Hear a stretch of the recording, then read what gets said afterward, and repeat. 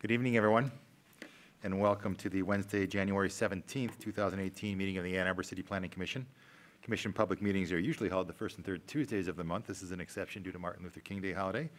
Both of these meetings each month provide opportunities for the citizens to address the commission, and all persons are encouraged to participate.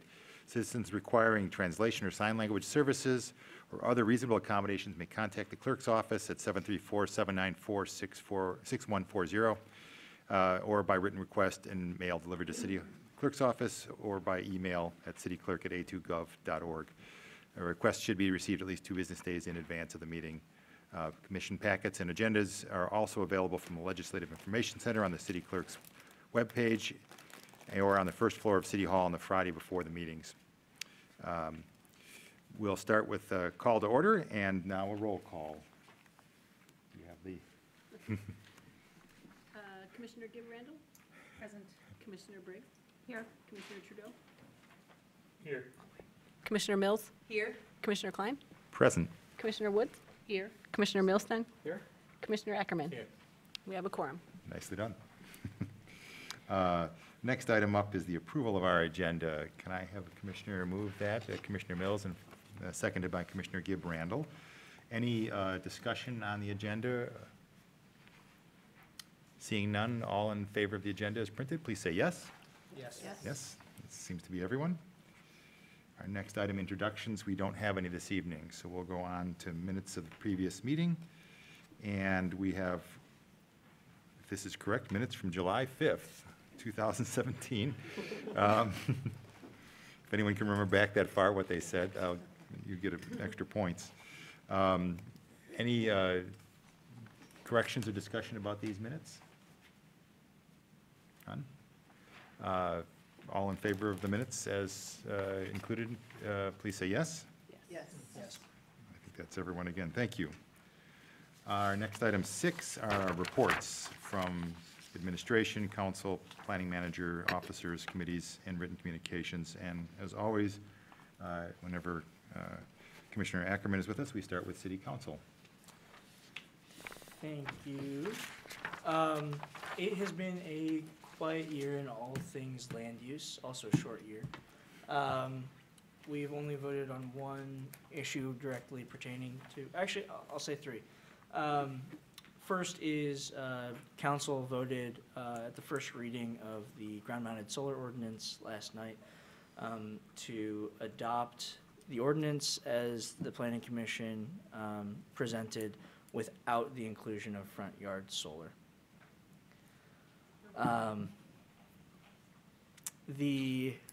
In addition, 2 Housing Commission properties at Henry and State, as well as one on Platt, have been deemed blighted, which will give them access to privileges in our brownfield program, which should help the process in rehabbing them. Both housing projects are in dire need of repair. All right. Thank you, Commissioner Ackerman. We have an acting planning manager today. My only report is that Planning Manager Brett Leonard could not be here this evening, and so I am representing in his place. Okay. Thank you very much. Any Planning Commission officers or committees? I know with us really getting back into things after the holidays, a lot of committees have not met. Okay, we'll move right on. And there are some written communications in your packet, and I would certainly direct your attention to those. And if you have not already, please take time to read those.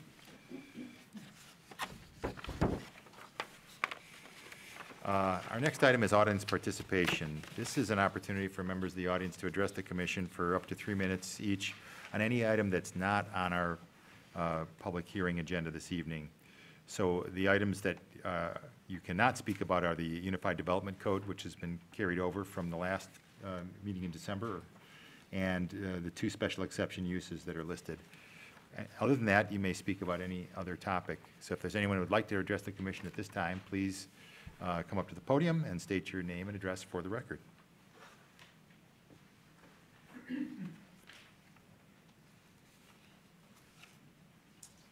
My name is Jeff Crockett, 506 East Kingsley. And I initially was going to talk about these things at the public input for the UDC. But what I realized that when we met with Kevin and Alexis, who, by the way, were fabulous, we were just very pleased with the response. There are a couple of issues that emerged from our discussion that are really not part of the UDC. And one of them is the communication system for responding to complaints in regards to zoning, because currently it's very confusing. And what we're told a couple different things, but one of the things we're told is to go ahead and lodge a complaint with A2Fix-It. And what we're then led to believe is that what happens is when a response, for example, parking is brought up, that the A2Fix-It will link with the appropriate staff person to respond to it. The problem is that we don't know the status of complaints once they leave the A2Fix-It. So it'll go to the appropriate building person, but there's no way of tracking it. So, I mean, we can, there's no way of knowing exactly who the person who was feeling the complaint. So there's that aspect to it, but it would seem to me it would be fairly simple to improve the service with these kind of complaints, is to create some kind of spreadsheet or something that logs issues and complaints, and then provide access to the community in terms of what the status of these complaints are. So I guess that's just sort of a direction and it's an observation about how complaints are handled, and a request that people consider improving. I think that the people involved in the building department are great, but it's just developing a system to allow those complaints to be, and the action on it to be better sort of communicated. The other thing is that, which is a separate issue from the UDC, is the number of people in the building department that respond to complaints. In my opinion, there's so much activity going on in Ann Arbor in terms of zoning and all the building that we are undermanned. And I do not know if anyone has really studied it and looked at it. It's very easy to say, well, we're going to have all this development, but not have the people to support the zoning ordinances. And I would like this body to consider basically looking at staffing and to say what is appropriate for the number of complaints that are handled, for example. Those are my 2 comments. Thank you, Mr. Crockett. And just for the record, the commission doesn't really, we're not involved at all in staffing or how the complaints are run, but we'll certainly make sure your comments get to Mr. Leonard, who's the planning manager. And I would also encourage you to make sure your council person is aware of the issues as well, because they do control dollars, which has an impact on staffing. The more expansion, I figure, the more public exposure, the better off it is. So That's fine. No, it's fine for you to say that here. I just was making sure you were aware that. Thank you. This is a continuation of the hearing on Zorro? This is not yet. We're not there yet. Not there. Soon, though. Any other public members of the audience like to address the commission on an item that's not on the public hearing agenda? Okay, so I'm going to close the audience participation section, and then we're going to get to the public hearing. And the first item is the continuation of the public hearing for the adoption of the Unified Development Code. We're going to have a staff presentation again in case you weren't here the last time. But generally, this is to amendments to repeal sections 4:16 through 4:20 and section 4:30 of Chapter 47, and the entirety of Chapter 55, Chapter 56, Chapter 57, and the land development regulations and attachments A, B, C, and D, Chapter 59, Chapter 60, Chapter 61, 62, 63, Chapter 104, and adopt a new Chapter 55 of the Unified Development Code. That's as far as I'm going to go with this, and I'm going to let staff, I don't know who's going to start with this, give us a presentation before we open the public hearing. Reopen the public hearing. Sure. Thank you, Mr. Chairman. As you mentioned, we are proposing to repeal some sections and some chapters of City Code and adopt a new Unified Development Code. I'll go very quickly through my same presentation I provided at the previous public hearing for the sake of any new audience or persons watching. We are repealing, as I mentioned, a couple sections in Chapter 47, which is the streets, and then repealing the zoning ordinance, prohibited land uses, subdivision and land use control ordinance, as well as the land development regulations and attachments A, B, C, and D. The off-street parking chapter, wetland preservation chapter, signs and outdoor advertising chapter, landscaping and screening ordinance, soil erosion and sedimentation control ordinance, and the fence ordinance. We are adopting a unified development code. For a content comparison, I've got the contents listed current on the left. The UDC will contain all of those items, but grouped in articles. The meat of the UDC for most users will be found in Articles 3, 4, and 5. Article 3 is the use regulations. It's what can I do with my property. It has the permitted use table. It also has use-specific standards. Article 4 are the development standards. What is the development? What do you need to do? What can it look like? How good does it have to be? This is where the area height and placement regulations are, any parking standards, landscaping and screening, streets, stormwater, natural features, signs, outdoor lighting, fences, etc. And Article 5 are the administrative bodies and procedures. It answers how can I do it? What petitions do you need to file? What permits do you need? Who approves them? How do you submit them? How do they get approved? Other chapters that are new for us are a definition chapter. There are both generalized terms and specific terms.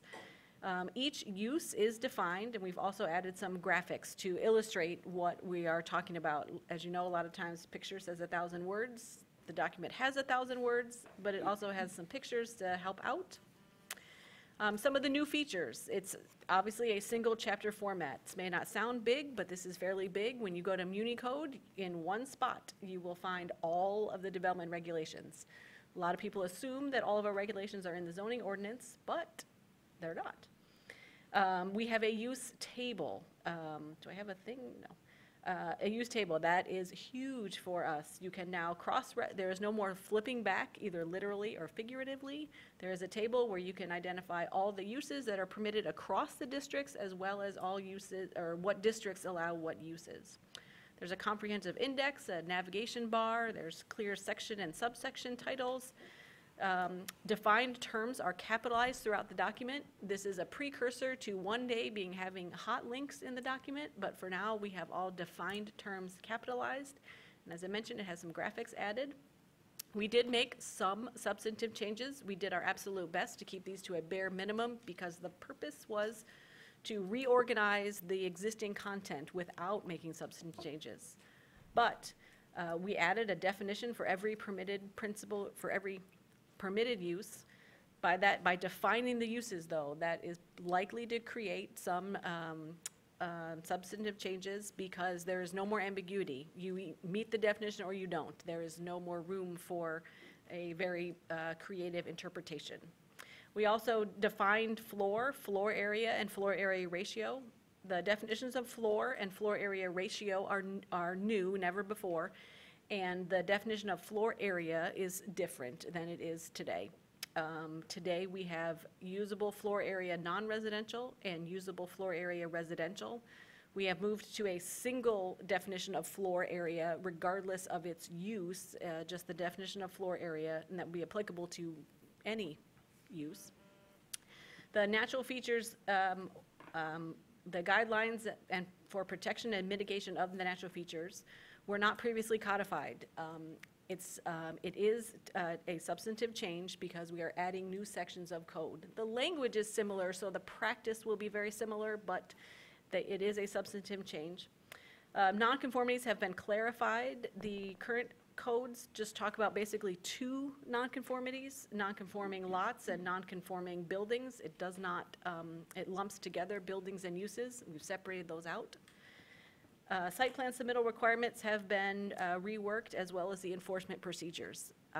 Both of those, they are substantive changes compared to the current language, but they do follow closely along with what our current practices and our current policies have been, or are. The document does not use track changes, and I say this with an asterisk, but the document does not use track changes. It is impossible to follow track changes between our 10 chapters now and the new document.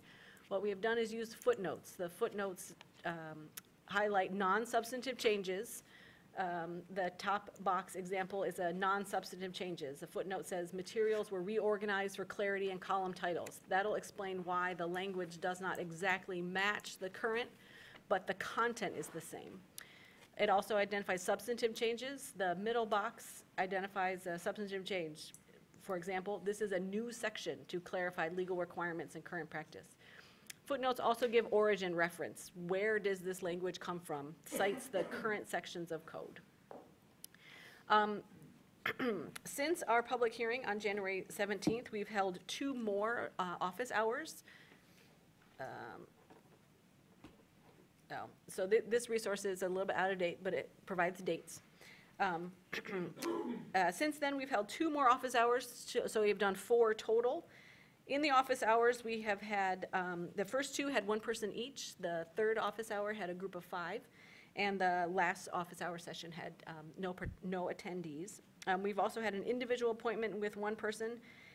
I'd categorize them all as most people had very few questions or concerns about the document itself. They had some planning questions and concerns, but they mostly just desired some more detailed explanation and some personal guidance, and most seem to have left very satisfied with that additional information or that little bit of extra time to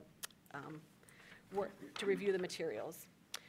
We have continued to work on the draft, correcting grammatical and formatting errors. We have made the corrections and changes that anyone has asked for since the last public hearing.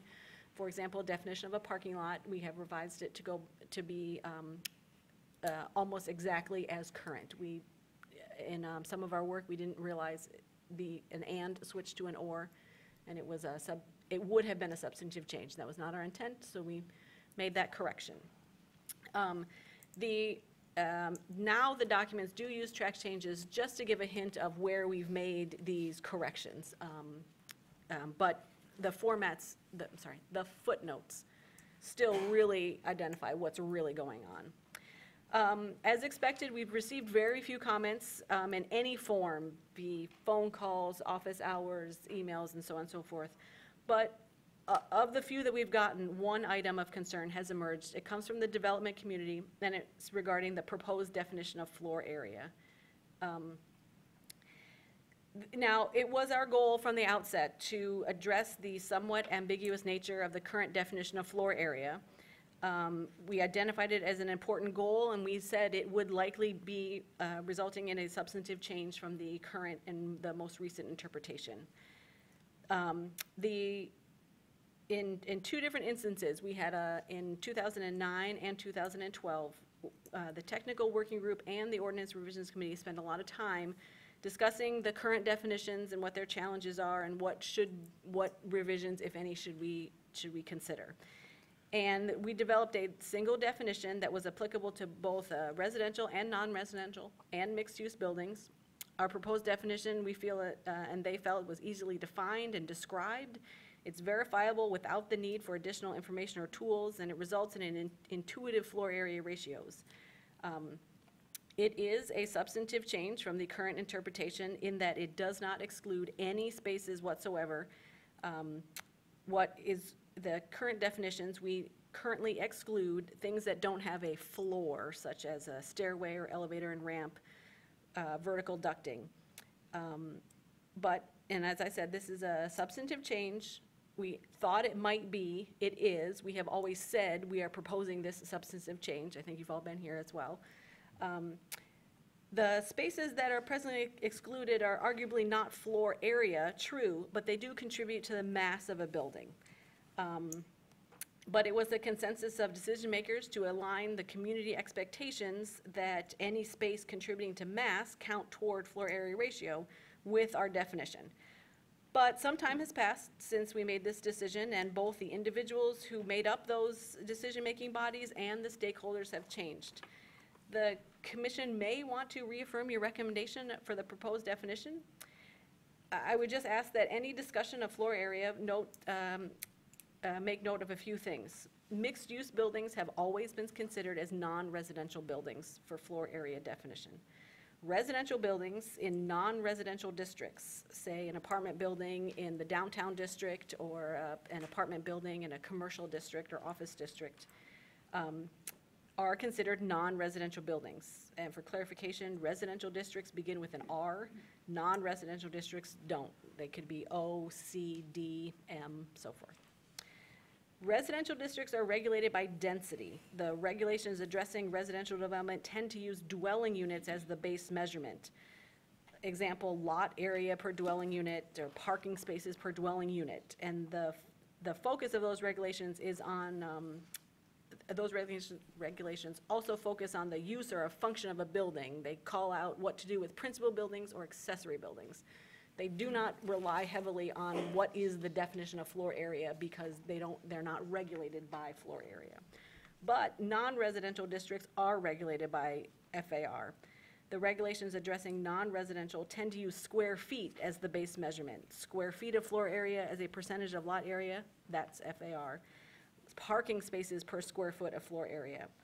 And in non-residential districts, any permitted principal use is allowed regardless of the initial proposed use of that development. Now, sometimes further approvals or permits are needed, but that is why we consider a residential building in a non-residential district. You've got to anticipate the changeover. So now, to be true to the goals of the Zorro project, that any definition of floor area must still achieve our goals of being clear, concise, user-friendly to both seasoned professionals and the general public alike, enforceable and legally defensible. For reference, I do have our current definition of floor area if you'd like to discuss it more. Otherwise, staff recommends that the city code be amended and certain chapters repealed as noted, and the new code be adopted to replace those chapters because it is substantially the same as the current code, except where specifically noted. But it is significantly more coherent, concise, and user-friendly. It's also comprehensive, clear, enforceable, and legally defensible and adaptable, fulfilling the goals of the Zorro zoning ordinance reorganization project. Thank you, Ms. DeLillo. That was a very, I think, informative and helpful overview. So this is a continuation of the public hearing from December 17th? Yes. Thank you. 19th. 19th, excuse me.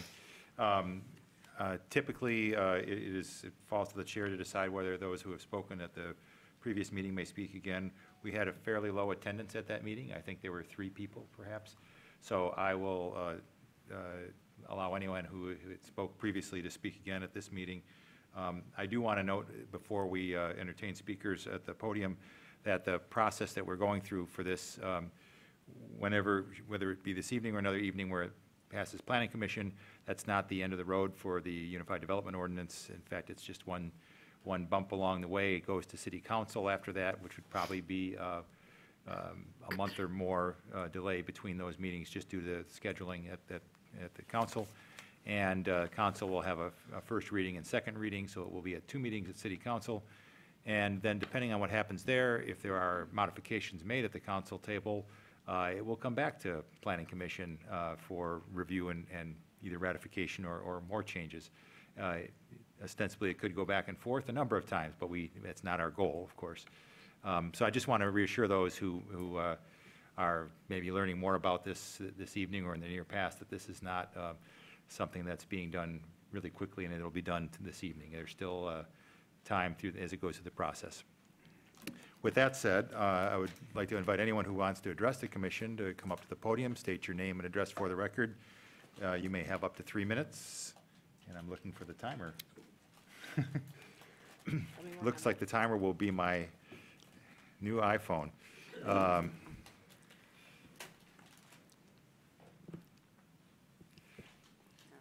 Okay. Go ahead. I don't know if the microphone is picking up my voice, is it? We can hear you. Okay. My name's Ethel Potts, 1014 Elder Boulevard. I have made use of, got some looks at the earlier version, the first draft of Zorro, and I think that there is an important major change, a good change, between this second draft and the previous one. In this case, the index, that index in the previous draft was useless.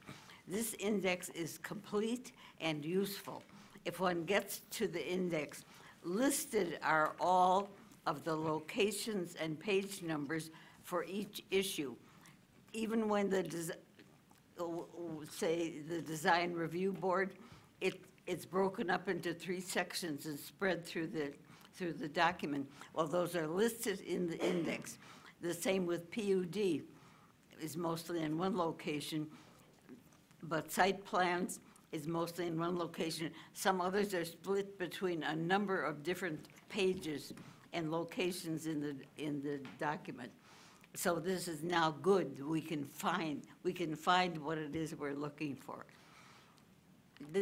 There are many amendments in this draft. There are changes in wording which simplify, clarify, and they bring into the document the current practices, which are not necessarily written out in the code. Each such change is a proposed amendment. I think these amendments need public notice, official discussion, and public hearings to make sure that the intent of the original code is still intact, or if it is changed, that this is a change that is approved of. There was a case, there's a neighborhood that was still suffering aggrieved because there was a change in the code of one word, was inadvertently left out of the most recent printing. And as a result, there's a block in this neighborhood that has a much larger house, many more residents and much more parking, is a nuisance to the neighborhood.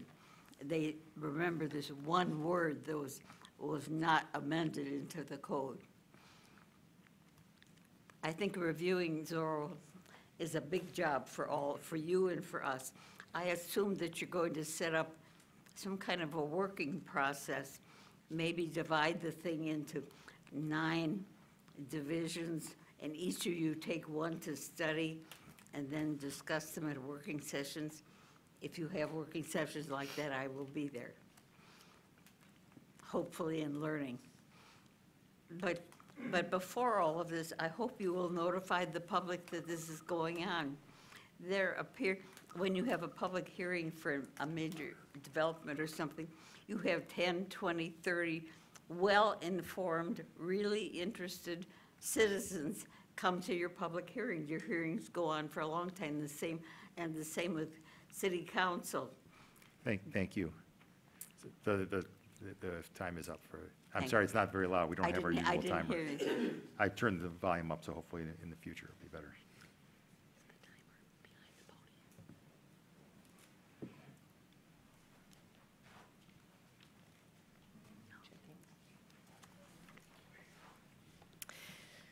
Good evening. I'm Joan Lowenstein. I live at 502 Burson Place in Ann Arbor.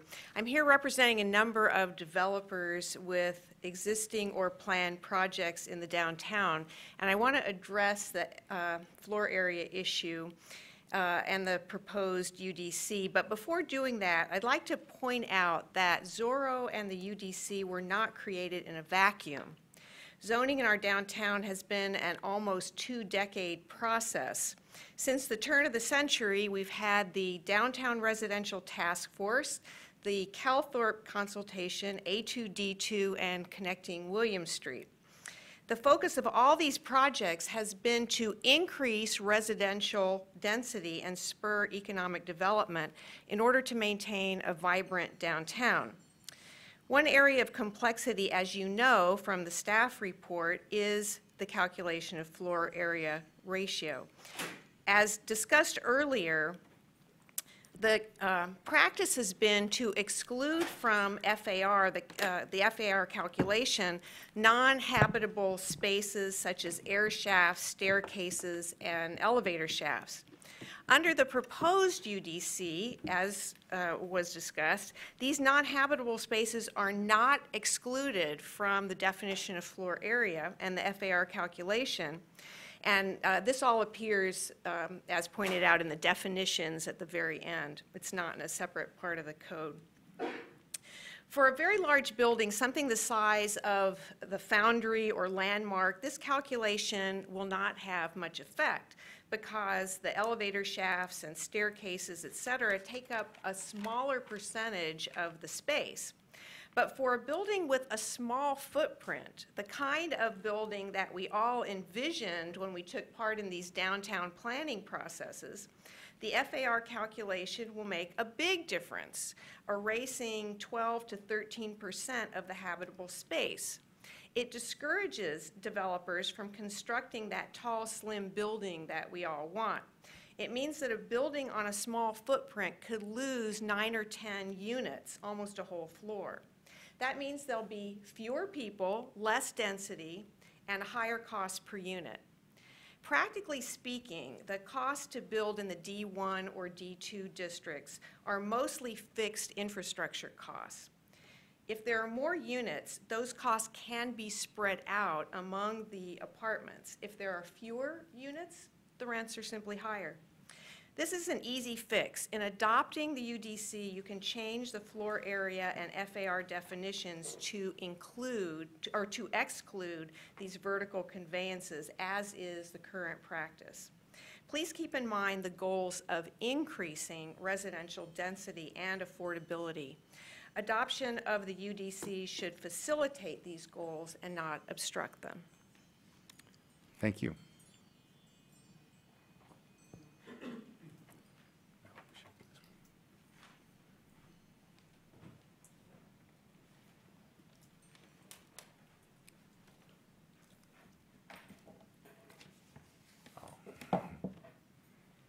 David D. Pice, South State Street. I'm pleased that after a lot of time and effort, the Unified Development Code, formerly known as Zorro, has reached its final phase, namely the final tweaks and the final votes for implementation. Thank you to the staff and all involved in this project for persevering and getting the UDC to today's point. I believe the end product illuminates Ann Arbor's zoning and land use codes and will prove to be a time saver and valuable tool for citizens, developers, and staff. However, as with any project this size and complexity, it's very possible there may be errors or inconsistencies that occurred in transposing the old to the new. As these types of problems are revealed and discovered, I urge you to handle them quickly, efficiently, and in a transparent fashion. And should a developer bring forth a project that looks to take advantage of an inaccuracy or loophole in the new UDC, is my expectation there will be a moratorium of some kind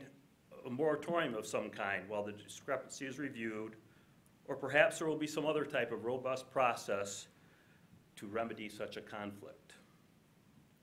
Finally, I think it's important to remember that the UDC is only the second part of a four-phase initiative to update and align our zoning codes with the master plan and with our community values. I hope staff and Planning Commission can move quickly on to the third phase. I urge a yes vote on the UDC, and thank you for your time. Thank you.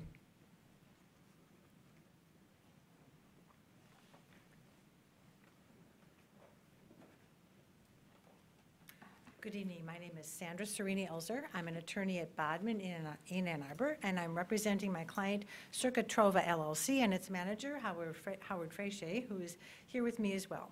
Mr. Freyche is a real estate developer and owner in the downtown Ann Arbor area. I wanted to comment on the FAR issue under the Unified Development Code.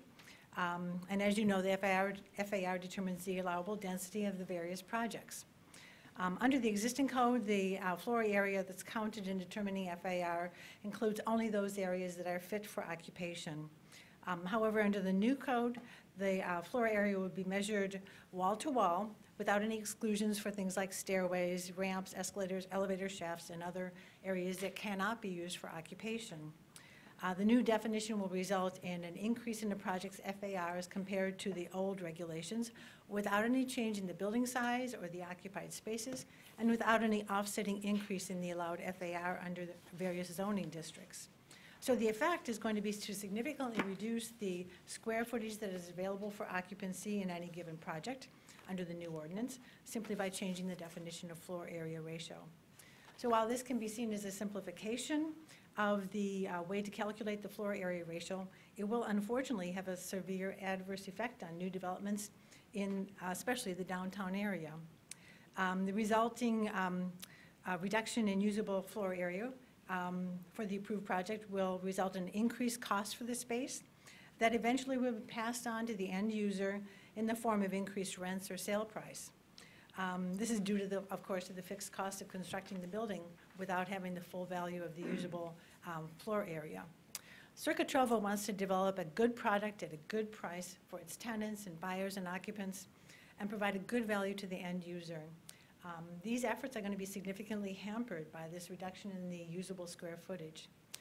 We urge the Planning Commission to revise the proposed definition of floor area ratio so it's consistent with current practice and the city's stated goals of increasing density in the downtown where infrastructure and city services are already located, and increasing the availability of housing and business uses that are at reasonable rates and hopefully at some point affordable rates. Our suggestion is to either continue to exclude from the definition the unusual spaces that are currently excluded, or allow a reasonable fixed percentage reduction, say 15% in floor area, to account for these air shafts, stairways, ramps, and other unusable spaces. We note that the mayor in his report to the city, in the State of the City report, it's going to be necessary to have an increased tax base to provide necessary city services. And to do this, we need to allow property to be developed by developers and owners at a reasonable return, upgrading currently underutilized areas. Thank you. Thank you.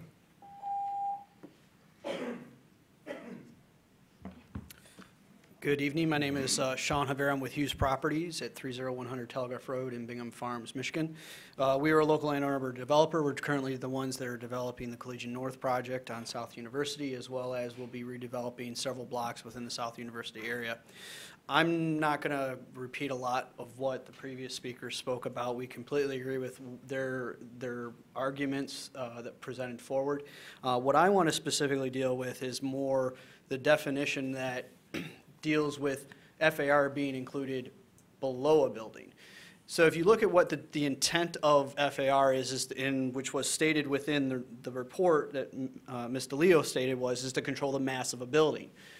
Items below the grade have no impact on the mass of a building. They go down. They have no impact of what the public sees in the massing and the size of a building, which is really the intent of what is wanting to be controlled. You currently, within the new proposed ordinance, you define that those areas that are needed for parking below grade are excluded from the FAR calculation for the ratio. Well, why is it just the parking? Most of the time, most developers will put in those building services in the basement, such as your mechanical, your electrical, your plumbing services, because they take such substantive space that they don't provide a return on a return of revenue for you. So they're non-revenue generating space, so we put them in the basement. Well, if they're in the basement, now it's counted against me. That takes up almost could be a whole entire floor of residential that I could put onto a building, which allows that building to be financeable. The other issue is that by changing the FAR, again, as they pointed out, that percent that's accounted for currently with stairs and shafts can range in projects. On the Collegian North, that would affect us at about a 5 to 7%, which would almost equate to at least a half to almost the entire floor of residential on that project. Currently, construction costs are going through the roof. Projects are becoming even more challenging because the construction costs and the construction market are so tight right now that projects are becoming more and more challenging to be financed.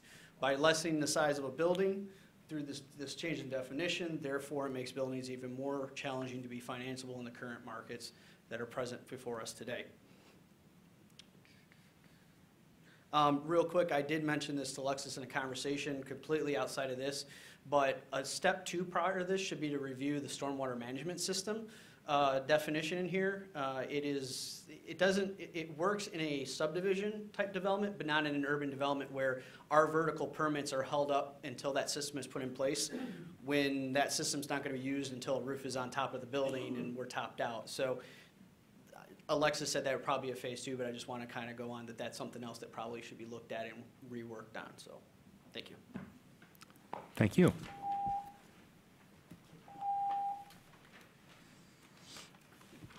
Jeff Crockett, 506 East Kingsley, representing the Old Fourth Ward Association, and I'm here briefly to thank Alexis and Kevin for the very helpful session that we had sort of a week ago, during which we felt they listened and addressed our concerns, connected with Brett later on, and made changes. And we're most appreciative of that. The other comment I wanted to make, though, is about the process and the outreach. Because frankly, I was stunned when Epi and I came to one of the previous sessions and we were the only ones there. I'm relieved that we have more people showing up to this session, but I question the outreach.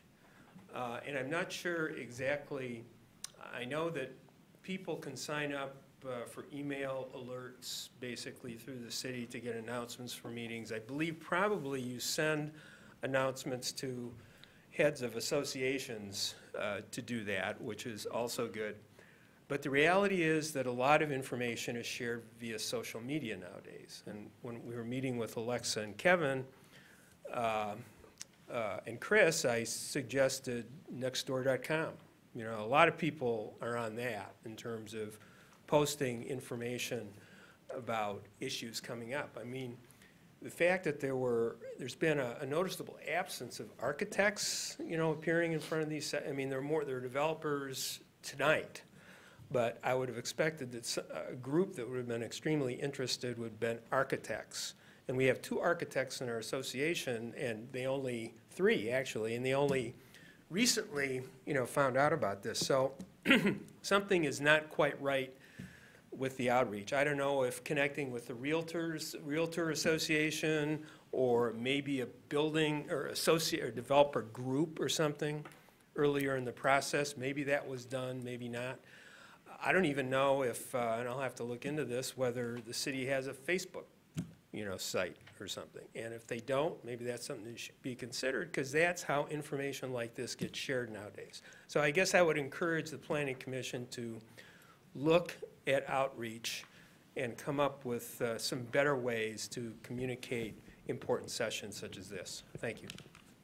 Thank you.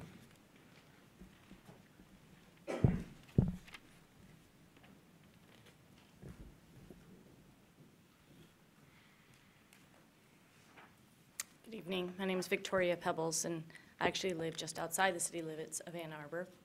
I prepared a letter which I submitted earlier today to the commission, and thank you for this hearing. I just wanted to elaborate. I want to repeat what was said before about the FAR. I think it's very commendable that you're moving toward a unified code. I can see as a civil servant myself for more than 2 decades, I understand the need and desire to have simple, clear processes and communicate with your community about that and your constituency about that. I want to speak on a more broader level. I mentioned I'd served both in the city at the Greenfields Advisory Commission for a brief period, and I also currently serve on the County Brownfield Redevelopment Authority. And when this change to the FAR came to my attention, I thought, well, this doesn't seem to make sense. Like the sustainability plan for the city calls for increased compact development and density, and certainly the redevelopment goals that the Brownfield Redevelopment Authority pursue, and the city is a member, of course, echo those. And same with the Greenfield Advisory, it's this flip side of the coin, right? You can't both have protected green space outside the city without allowing urban infill and increased density. They go hand in hand. You can't not have one without the other, or you send your businesses and your citizens elsewhere. So I think the intent is there to do both of those, to have protected green spaces and ecological corridors and improved density, but I think this just wasn't thought through. And some of the previous speakers mentioned about the outreach and communication, and I think the first speaker talked about each substantive amendment might deserve more in-depth review and community engagement, and I certainly think the FAR is one of those. So thank you for your time.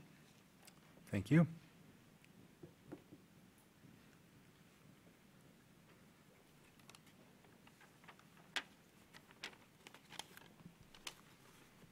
Anyone else like to address the commission on this item?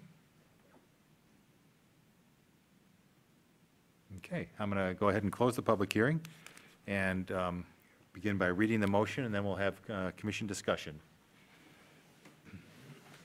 The proposed motion reads as follows. The Ann Arbor City Planning Commission hereby recommends that the mayor and city council approve the amendments to section 4:16 through 4:20 and section 4:30 of chapter 47, streets and curb cuts, and repeal chapter 55, zoning, chapter 56, prohibited land uses, chapter 57, subdivision and land use control, and the land development regulations and attachments A, B, C, and D, chapter 59, off-street parking, chapter 60, wetlands preservation, chapter 61, signs and outdoor advertising, chapter 62, landscaping and screening, chapter 63, soil erosion and sedimentation control, and chapter 104, fences, and adopt a new chapter 55 Unified Development Code to replace the repealed chapters. I think that's the longest motion ever. Can I have Commissioner Woods and Commissioner Ackerman seconded? Commission discussion.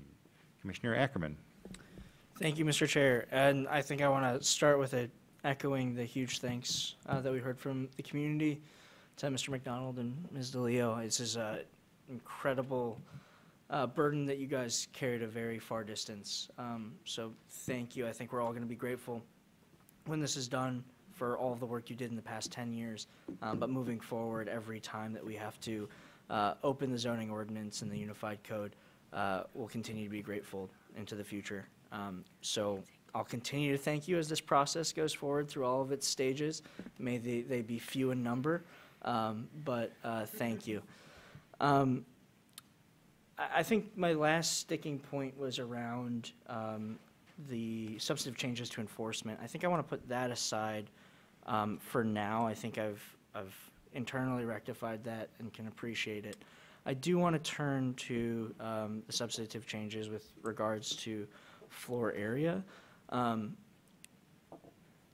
With respect to the vertical circulation, can I state what I understand the intent to be, and can you correct me when I'm inevitably wrong? Sure. Okay. So as I understand it, when floor area ratio was brought to city code, it was meant to regulate massing. With the advent of computer-aided architectural drafting, architects in a way they weren't previously able to were able to slice and dice where this floor area may not be of use directly to the inhabitants of the building. And vertical circulation is a big example of that: stairwells, elevator shafts, and HVAC systems. And since that time, we have been almost taking the petitioner's word for those calculations because we don't have the resourcing from staff or software to validate that. And this creates an enforceable mechanism that is straightforward and can be applied universally. Is that a fair characterization? Yes. Okay. I guess, so hearing kind of the statements that we did tonight and actually having been walked through the effects to habitable space by an architect and given a few case studies and what this does to potential sites, and I did see the same 5% for bigger floor plans and the 13 to 15% for smaller floor plans, or for smaller floor plates. And that is a staggering decrease in the amount of usable space in our downtown, where land is most valuable, where land is most efficiently used. And so that strikes me as unfortunate and counter to a lot of the values and goals we have in our master plan and explicitly in our zoning, especially the D1 and D2. So I'd like to find a way to remedy that, to continue to have an enforceable mechanism, but also not decrease the usable space in our downtown by up to 15%. I guess I had a couple ideas, and then I'd happy to listen to colleagues and staff's thoughts. One is through the building process, at times professionals are required to sign affidavits that their measurements are correct, and as professionals they can swear to that. Is that something that we could bring to the planning process, that a professional architect working on the project could sign an affidavit that's stating their calculations of vertical circulation are in fact correct under law? And that way we can both have an enforceable mechanism, but also, we can hold them to account through that affidavit, but also allow for the zoning code to be enforced the way it has been for the last 15 or so years. That may be a Mr. McDonald question. Might be but, more for, yeah.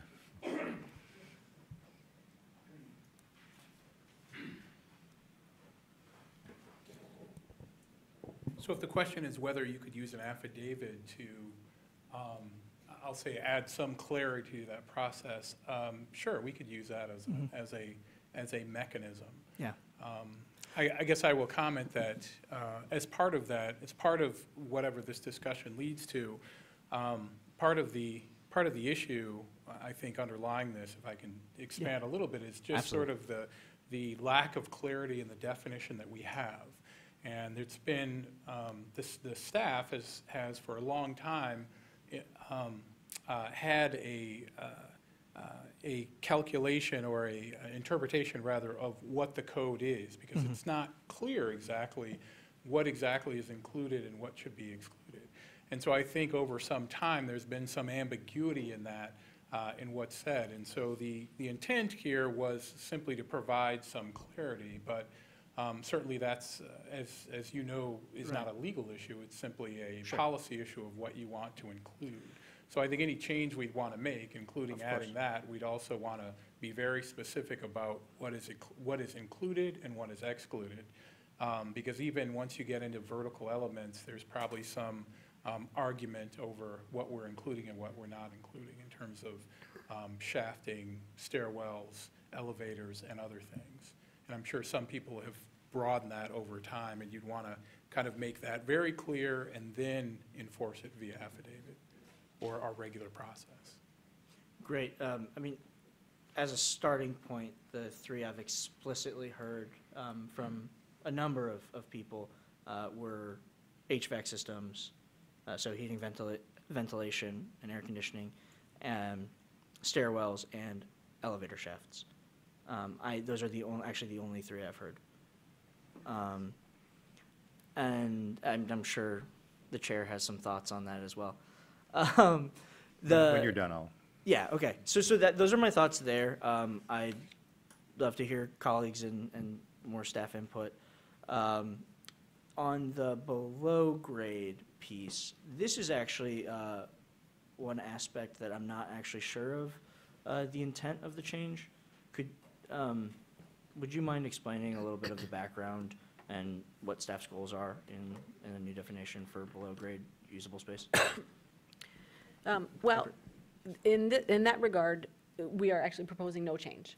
But Mr. Rivera was pointing out that if the purpose for defining floor area, so then therefore you can regulate FAR, is then to regulate mass, then anything below grade does not contribute to mass. And it's a valid point. But I've got the current definition up here, and you'll notice in the 60 line, usable floor area, non-residential, it says, it shall be measured to the exterior face of the exterior walls for all floor areas that are accessible by a fixed stairway, ramp, escalator, or elevator, which may be made fit for occupancy, period. So it above grade, below grade, it doesn't matter. It goes on to say measurement includes a floor area of any accessory buildings and above grade parking structures, so it's further elaborating. And it says you exclude the portions of a parking structure used for required premium or PUD parking. And then it specifically says below grade parking cellar areas, which is a term that's defined in the building code, are not counted as usable floor area. But if you're a basement with restaurant seating like the Earl, first thing that came to mind, but there's others, that's floor area. We have to count it towards your parking requirements and so on and so forth. So it never has been excluded, and we are not proposing any change in that regard, but Mr. Rivera was pointing out, well, in the big picture, if FAR is a regulation of mass, then maybe you should make a further substantive change and exclude it from either or, FAR, have FAR just measure above grade. Understood. I would suggest that it's a valid point, but perhaps that's for phase 2. Okay. I can appreciate that on the second. I think my concerns around vertical circulation, seeing as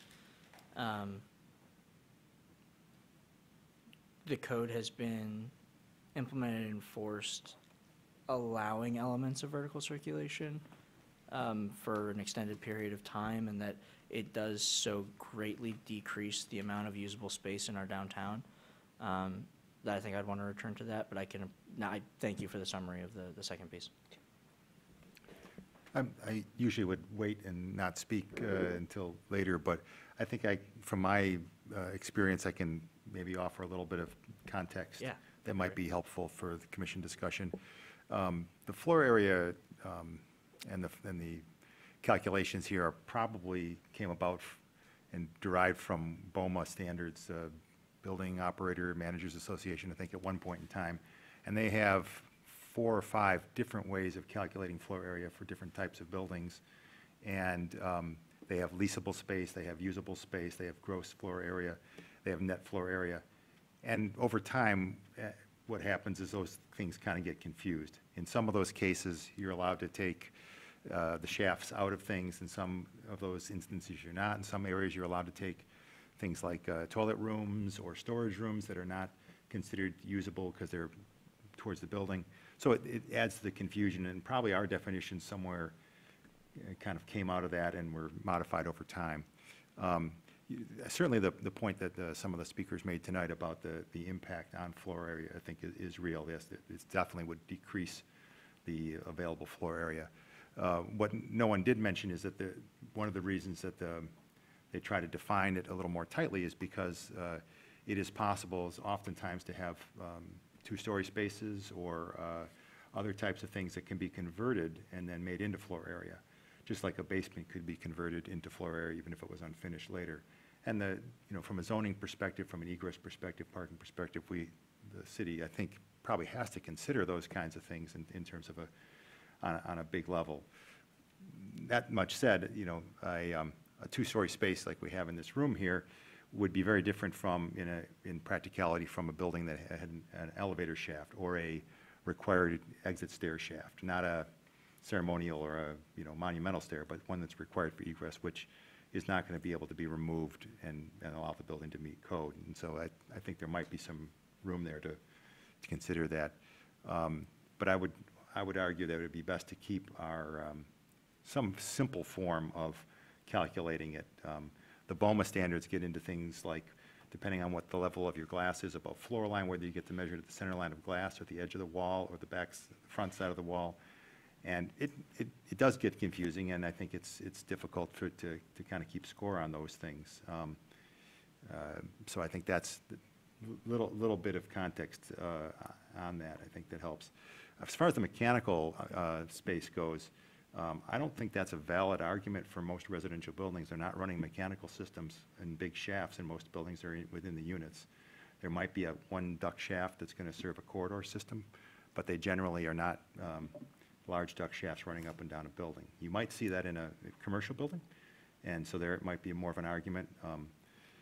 Generally, you don't see commercial buildings put their mechanical rooms in the basement. You might have an electrical room down there, but they're generally rooftop located because they're cheaper to put a penthouse on the roof than it is in the basement, where you could maybe someday convert that area and use it for leasable space. Sorry, just to clarify, that last piece was with respect to below grade? To the below grade, Got it. yeah. Sorry, I kind of segued into that without. Yeah.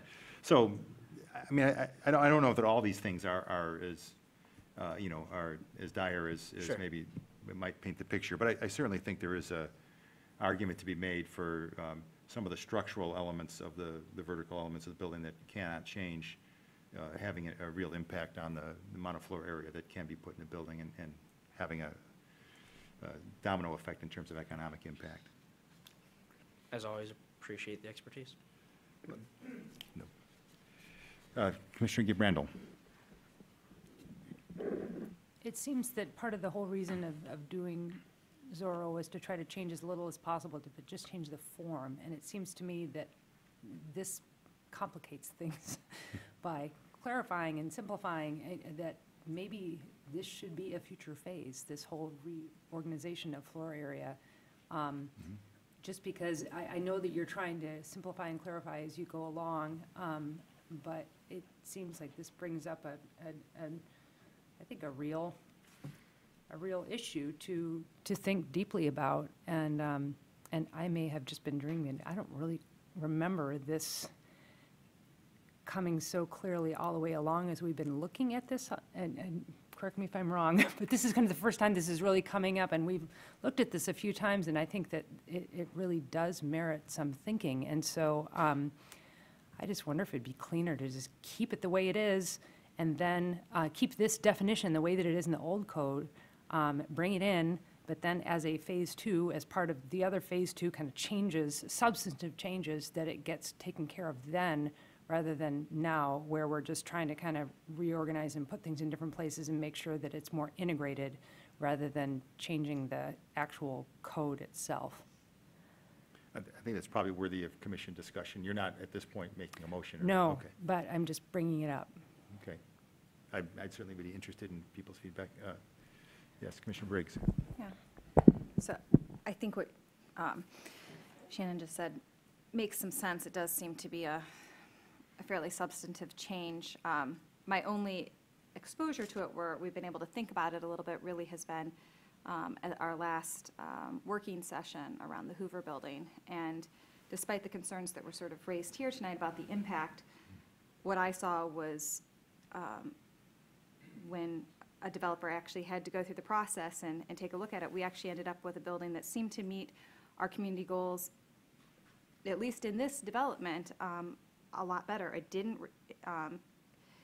result in a loss of housing. What it resulted in was parking going underground, townhouses coming into the development, better facades. I mean, it overall, in my opinion at least, ended up with a project more in line with what our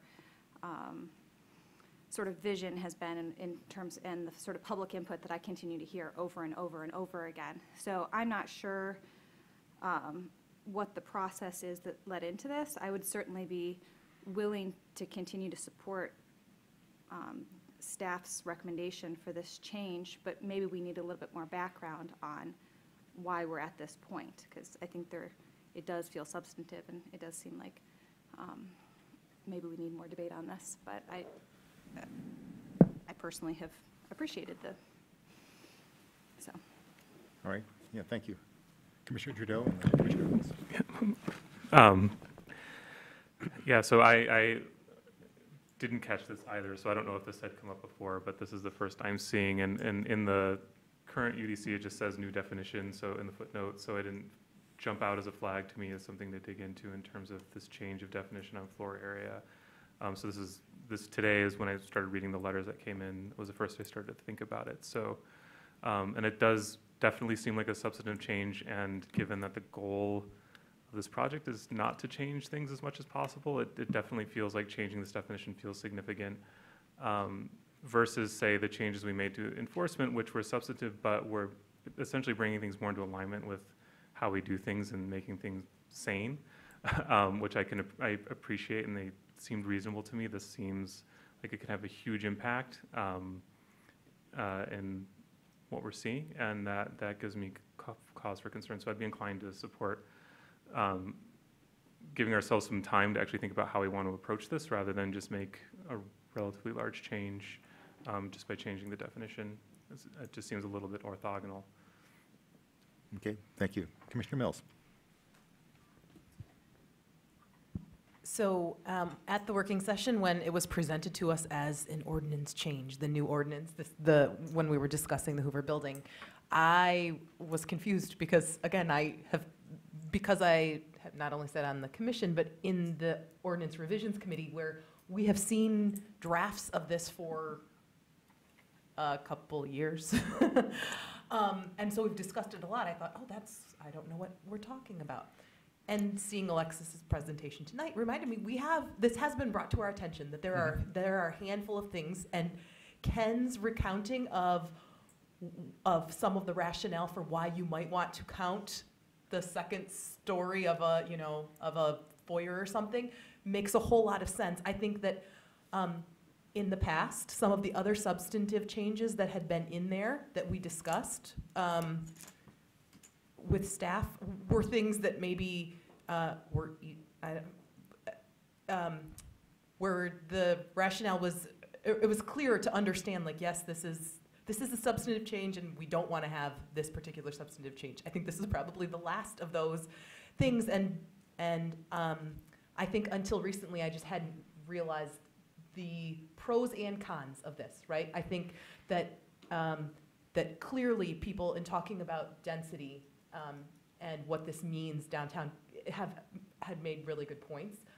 But I think I agree with what you were saying, like the building that we saw, according to the definition as proposed in the UDC now, was a preferable building. I would add one knock-on effect that I don't think we've really considered is whether the moving to the definition that's in the proposed version of the UDC would encourage lot combinations. If you know, there's economies of scale effectively, does that encourage people to build, you know, to combine two lots next to each other so they only have to have one elevator shaft? And that's a conversation that we should have. Like, that should be part of that discussion. So I think while I feel really bad to,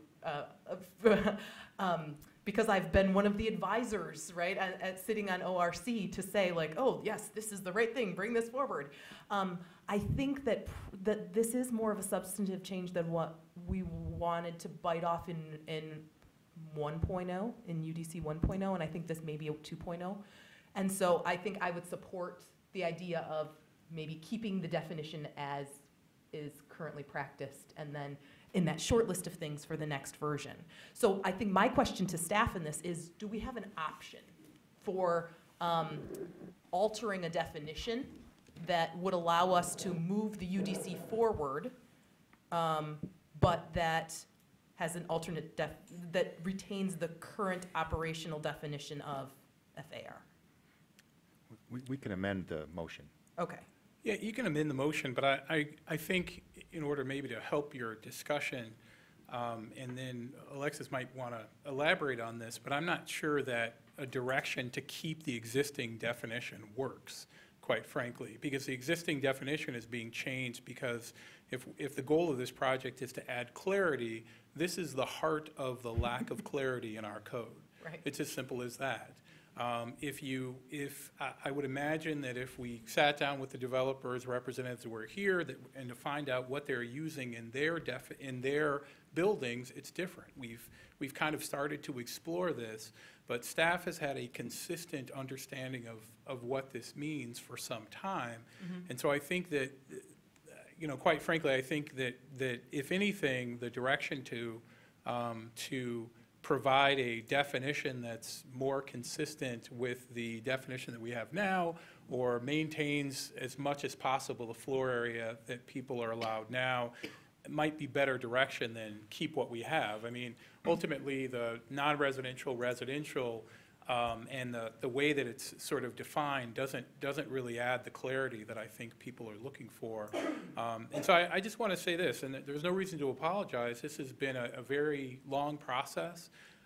We knew initially and throughout the process that this particular issue, you know, had some back and forth to it in terms of what people's expectations were and what people wanted.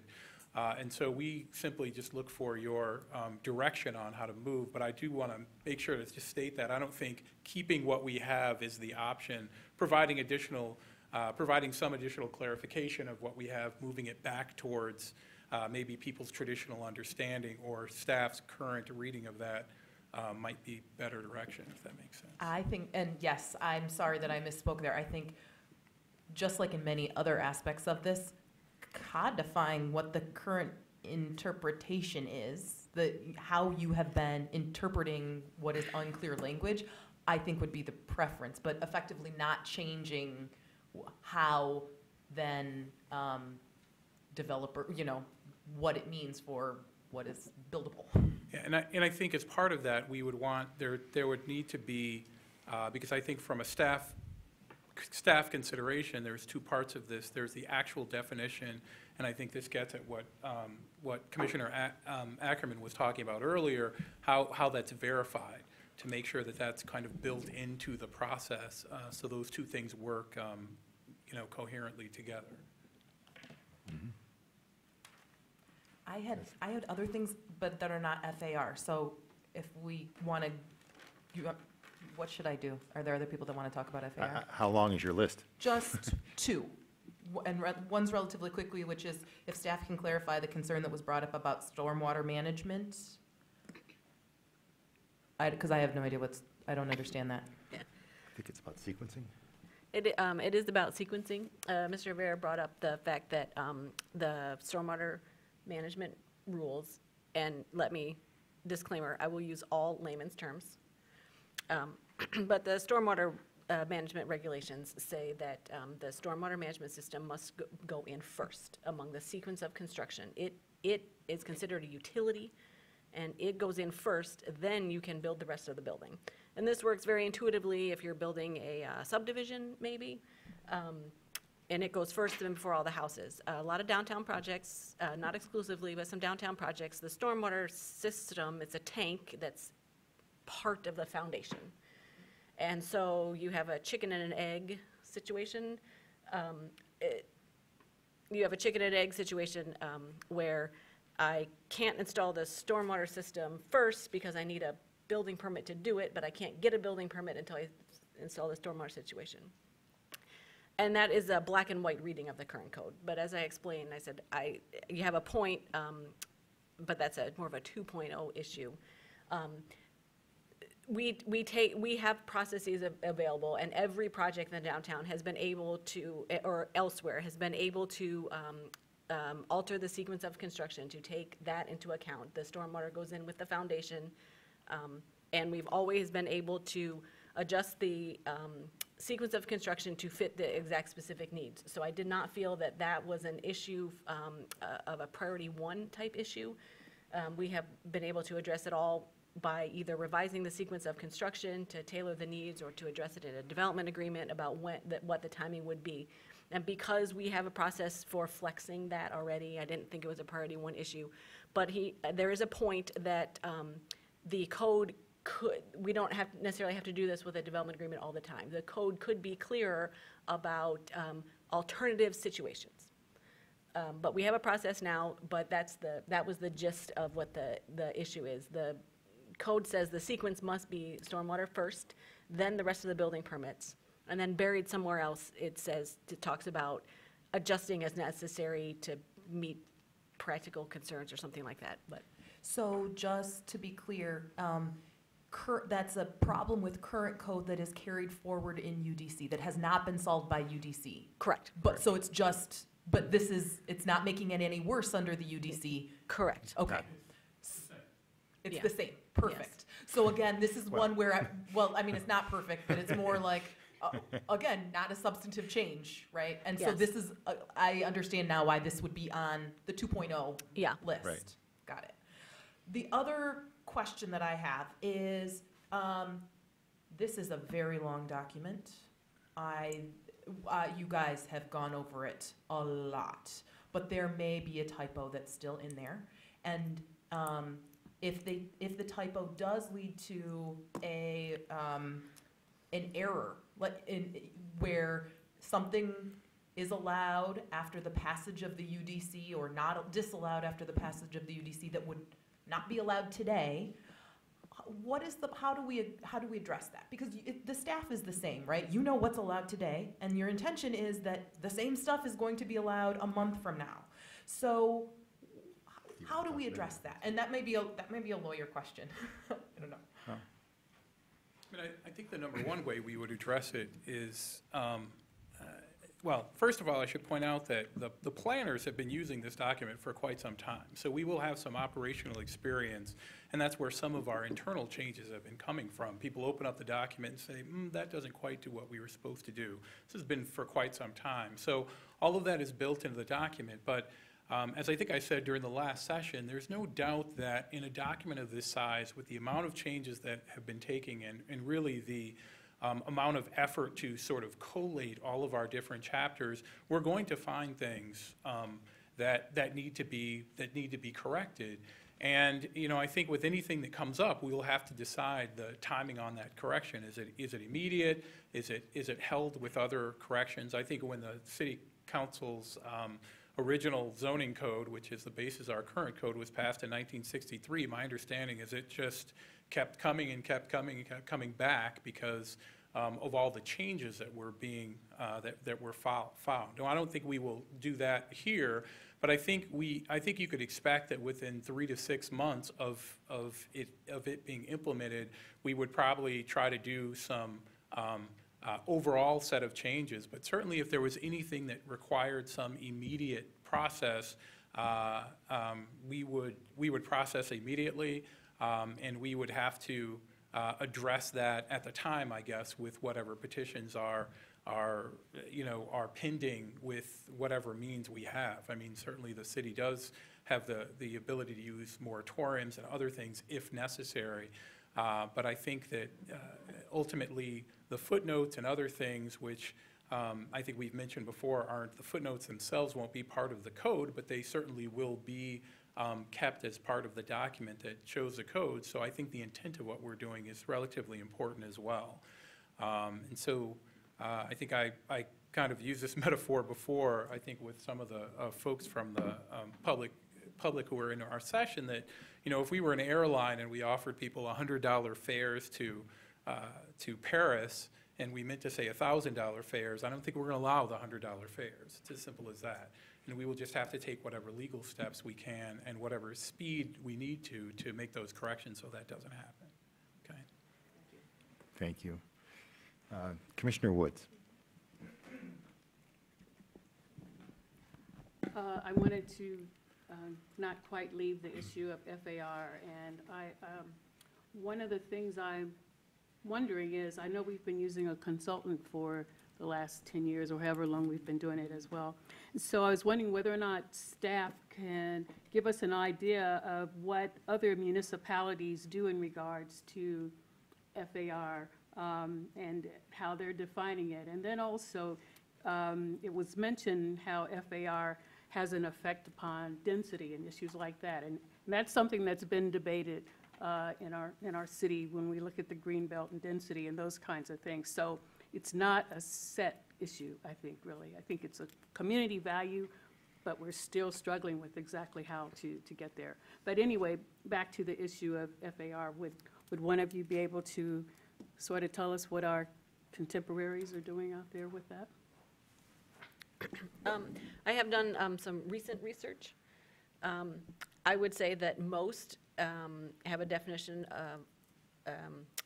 similar to what we're proposing. Exterior wall to exterior wall inclusive. Then and I would say that pretty confidently as most. I'd say then the next most popular option is exterior wall to exterior wall, and either excluding, listing the exclusions, usually vertical things like stairwells, elevators, shafts, or ductwork, or offering a percentage, just say a blanket percentage, 15%. I've seen more than once, and those are the most popular options. You can find examples all over the map, but and I would clarify that everyone has the same definition of floor area ratio, and that's just a mathematical formula of the rate of the ratio of the floor area compared to the lot area. It's more of a what is in or out of floor area.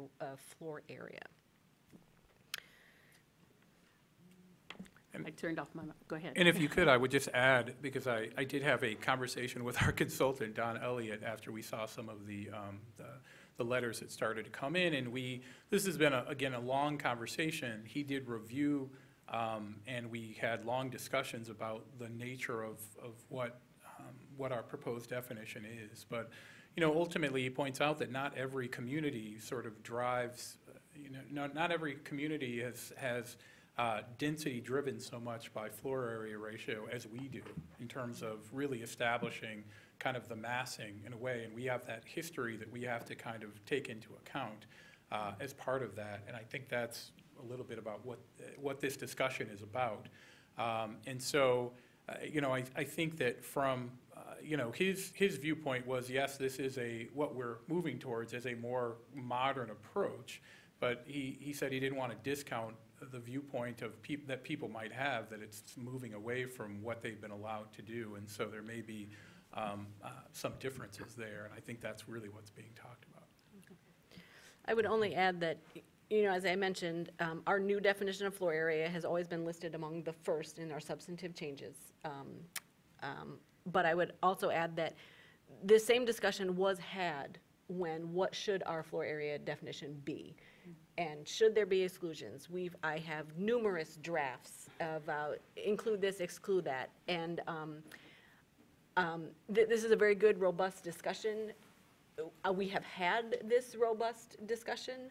And the group at that time came to the conclusion of, yes, it's a substantive change. Yes, there will be less density from the perspective of developers, but their priority at the time was that that the floor area and floor area ratio needs to be more reflective of the actual mass of the building. Nothing is right or wrong, but that was the sentiment at the time that, and it was a conscious decision to not exclude things for those reasons. And again, it's a robust discussion. We can use an infinite number of definitions, although I do not recommend it. But this is all about, on the one hand, it's all about value and what are your priorities, what do you want to achieve with floor area ratio, contrasted with a clear and usable definition that is replicable and that would be useful to both people who know their floor plans from day one, have a building in mind that they want to develop. This is my building, I know my layout, I know where my elevator shafts are gonna go, as well as those developers who say, I want to do a building, I might change it around a little bit, but I want a 4-story building on this site, and I'll figure out my engineering later.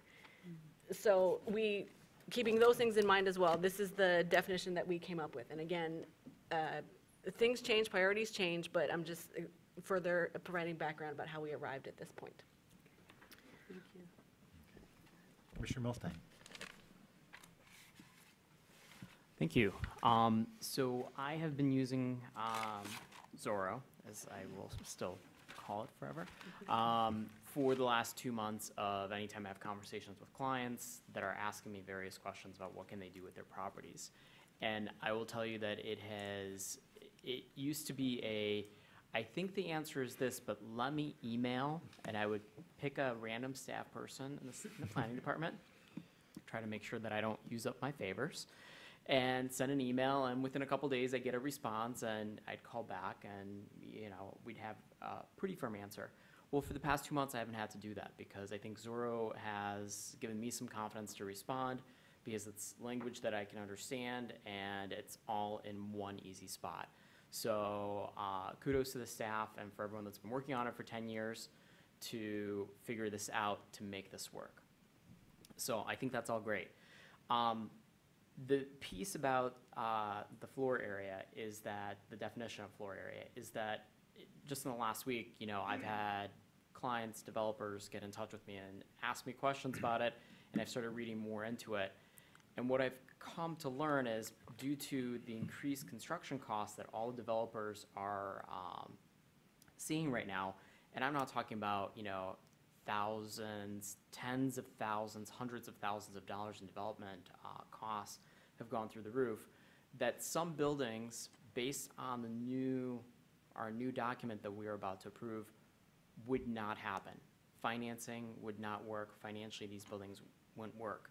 And I know that we're not here to worry about what the developers, what they can afford and what they can't afford, but we have to take into account because we want to move Ann Arbor forward. And I think a change needs to occur, and changing the definition is important, but I think we need to send it back to staff to come up with a definition that's gonna be what we have today. And I'm not comfortable changing this on the fly today with us doing a couple of, amendments to this. I think this is something that's gonna require a little bit more thought. So after all the discussion is over, I will move to table this so that staff has some more time to make potential changes to this. Thank you. Thank you.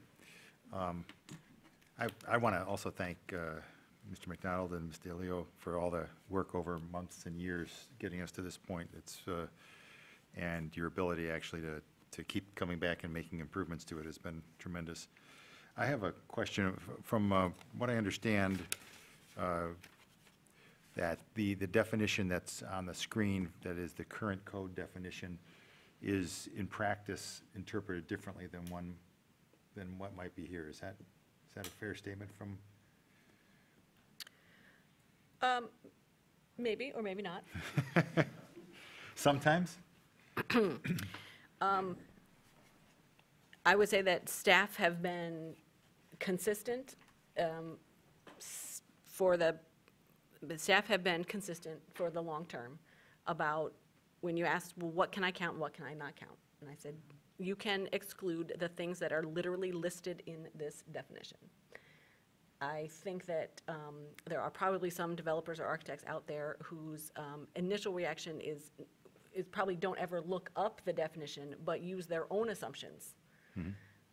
But I would say that staff's interpretation has been consistent with this definition and the things that are literally listed in there. Okay. So fixed stairway, ramp, escalator, or elevator, I think are the four that I see. Yep. Okay. As well as the below-grade parking cellar. Okay. And so things like mechanical shafts are generally not allowed to be deducted currently? As well as, and a shaft. And a thing shaft. that does not have that literally does not have a floor. And is the current practice generally that, so you would count those on one floor, for instance? They're not deducted from every floor. Somewhere that floor footprint gets counted once, like in a stair, there's a bottom to the stair somewhere. No, I think the entire shaft gets excluded, like a donut in the building. Did you want to comment on that, Mr. McDonald? Yeah, I did. I just wanted to add that I think one of the issues that happens here is the part of the definition that says fit for occupancy, which may be made fit for occupancy. So over the years, and I mean, before I got here, over the years, there's sort of interpretations of what we're talking about. Really, for the last 10 to 12 years that I know of, it has been very consistent of what staff considers, but maybe in the development community and elsewhere, what can be made fit for occupancy? Well, staff's view of that is if it's floor area, meaning bathrooms, halls, those types of things, they can be made fit for occupancy by changing around the floor. The problem with this is, and I think it kind of goes to what you're getting at, is at what point in time, or where the developer is in the process. Meaning, not all developers have full fleshed out internal layouts, and those things change over time. And so it's very hard from a staff perspective to kind of, when they're saying, oh, well, we think this is going to be something that's, like a hallway or a bathroom or something like that, but all those internal things can change. And so I think that's where that definition, at least in the last 15 years, has been relatively narrow. Mm-hmm. The things that you're talking about, vertical ducting, but there might be arguments elsewhere about hallways, bathrooms, other things which may or may not under a building code be made fit for occupancy. But the issue is all these things can change during the development process. So I think staff's view is to take all the things that are essentially going to be necessary. You're going to need a certain number of stairwells. You're going to need a certain number of elevators. An HVAC system is a relatively static item, and I think that's kind of at least the basis of where some of the interpretive guidance has come from over the last 20 years, I would say. Mm-hmm. I appreciate that, and thank you. And yeah, that certainly the phrase "fit for occupancy" is there's some gray area, there's some nebulousness around that. It would be much clearer to state definitively, you can deduct a shaft that's an enclosed shaft for an elevator, stair, ramp, escalator, I mean, or mechanical, and that would, I think that would be a simpler process, and then, so, you know, it strikes me that, you know, I've heard people talking about the community values and how the floor area ratio reflects the community values, and you know, we're probably, both sides are right and wrong at the same time. I mean, I think that there are people who would probably view the idea of the impact of this potentially making smaller buildings or reducing density downtown as being the inherent community value for what many people want to see in downtown Ann Arbor. The example that Commissioner Briggs gave about a project that was reviewed with us that shrunk a little bit when they looked at it under both versions of the ordinance, and it seemed to fit in better to the neighborhood in which it was being proposed or may be proposed. On the other hand, if you're someone in the business of building a building, you know, the value of trying to be able to do a good building and make it fit in the community and operate it and, you know, make a reasonable profit on it is something as well. So to my mind, there's, you know, we probably need to, you know, err on the side of caution a little bit, but there's some need for some compromise in between there that I certainly agree with Commissioner Milstein. We don't want to try to do this on the fly. It's too big of an issue, but I would like to be able to move this forward in some way and come back and study the FAR, the floor area question further, if possible, and then amend it with our Zorro 2.0 or whatever that we're talking about, or one of those fixes that we will inevitably find 6 months down the road. I understand, Mr. McDonald, as I read through this and remind myself of the two definitions we have for floor area for residential, non-residential, and reading through it, it kind of gets you going in circles a little bit. It is not confusing, but not the most direct language, let's just say. I wonder if, if we can make an amendment to potentially pass this tonight with direction for staff to clarify the definition with, we'll give them some constraints before it goes to council. It has to come back to us if council approves something different than us anyway. But what I'm thinking about is that we would, somewhere along the lines of eliminating those shafts that are things that are enclosed in a shaft, as mentioned, stairways, ramps, elevators, escalators, and mechanical penetrations. I think that seems like it would be a reasonable compromise. It would not exclude a two-story space, but that's probably a pretty small percentage of areas in a building, and arguably those kind of spaces could be filled in later. So that floor area, in a sense, maybe should be captured. So I'm open to other discussion. Commissioner Briggs. Perhaps. Okay. So I really appreciated the clarification earlier, Alexis. You went into a little more background about how it got to this. And so I just want to make sure that I've interpreted what you said correctly, in that most of our code changes, I mean, we obviously didn't intend this to be substantive changes, and they were done for clarity. And one of the reasons that this change was made, although it wasn't maybe a clarification for staff as much, it was more of an important clarification for the public about what floor area ratio actually represents, in the sense of massing. When the public is looking at a building, there's an interpretation of they can look at the code and they can have a better understanding of what a building is actually going to look like when it's built. Or am I saying this correctly? Or I mean, is that why the clarification? I think what you're saying is that one of the reasons for choosing the definition of the proposed definition was for when someone hears 400% FAR, they can have a better sense of what they might expect, or when they hear 200% FAR, 700% FAR. I would say that as staff, when we went to the technical working group, when we went to the Ordinance Revisions Committee, and we said, we need to change, our current definition is not clear. We need to clarify it. And that was our task and our charge to them. In their work, they chose to move beyond a clarification, rewording of our current interpretation. They deliberately chose to move beyond that and do a real substantive change, to basically pull it back and say, we are not excluding anything. We would like to pull back the density. We would like to get it much more back to what a layperson might think is 200 or 400 or 700%. So that's where I would a little bit clarify. As staff, we just asked, we need to clarify this definition.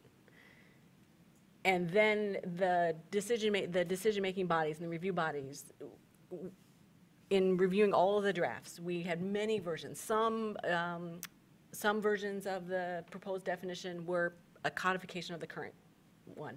Some were, and I would say that our proposed definition with no exclusions is at the other end.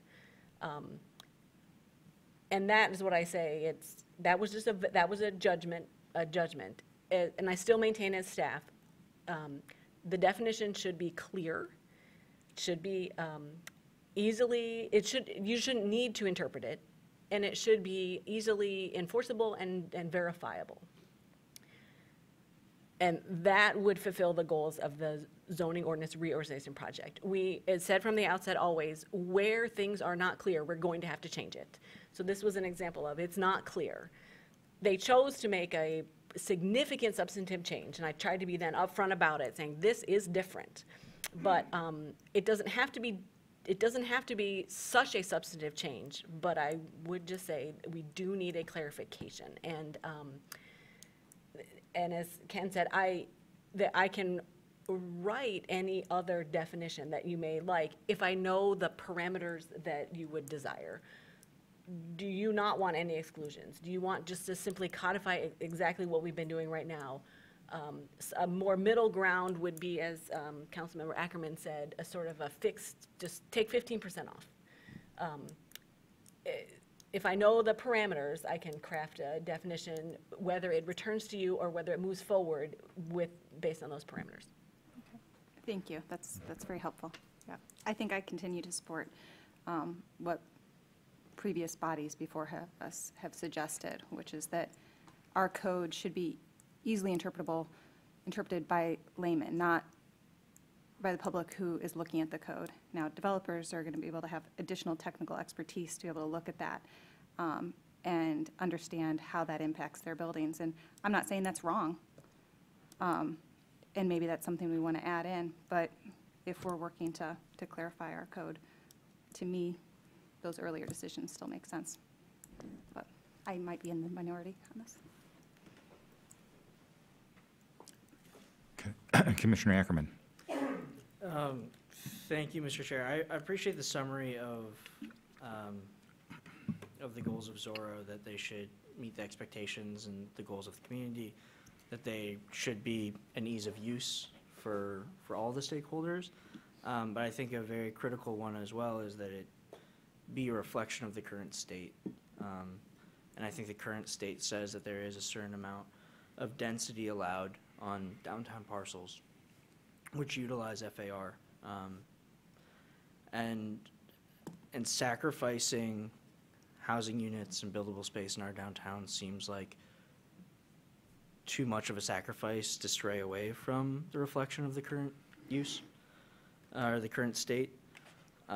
So I guess I would support either a postponement or a vote to recommend contingent on some edits, but I would actually look to staff to see if that's which motion they would prefer. I believe that the planning manager would prefer a motion to recommend approval subject to specific changes. And the person who has to write it?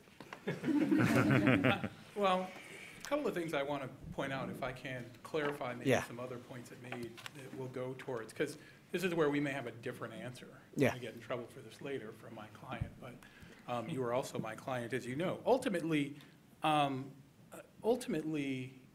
this body's job is to sort of get this right to send to the council. And so I would just say this. I think it was said by someone earlier that if the council makes some changes, it may come back to you. This is not likely coming back to this body. That's not part of the process. Just like solar, it goes forward to council. Council takes your recommendation. They make modifications. It passes. It's done. And so I want to make sure that that's clear. So please have that understanding in your decision making. I think we've heard lots of feedback. I mean, I think we know.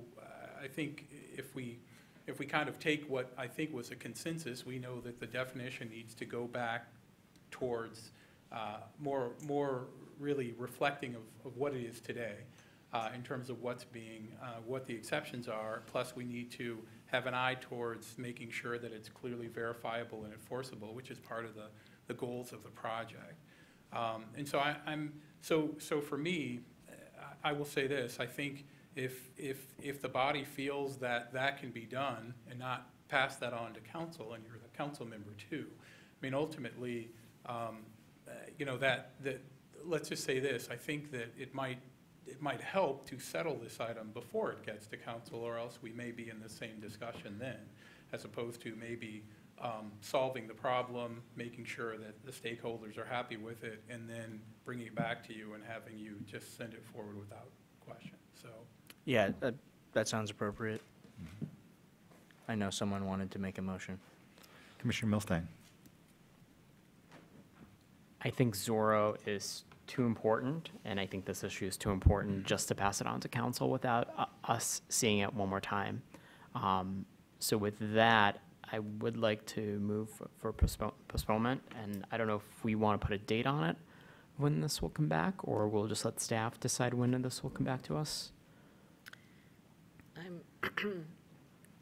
I'm opening up my calendar to verify the date, but if it is this one issue, I can have it back for you by the next meeting. And will that suffice public, because we'll have to have, It will satisfy because it is not a brand-new Right. public it's hearing. continuation? Be a It's a continuation. Okay. So then I move postpone until our next regular meeting. And what direction would we give to staff? To look at trying to keep it the same, and then we'll revisit this during the 2.0. Same in the regards of what's currently practiced by our planning department. So what are the current practices around exceptions for measuring floor area with respect to vertical circulation? Is there a second for the motion? Commissioner Mills, seconded. Discussion on the motion to postpone. Commissioner Trudell? I just want to say I support the motion. I think getting this right matters, and I do want to, I think there's clearly a commitment to having this conversation once this passes to really figure this out, because I don't think we're anywhere close to done. I don't know if we think this is right, but I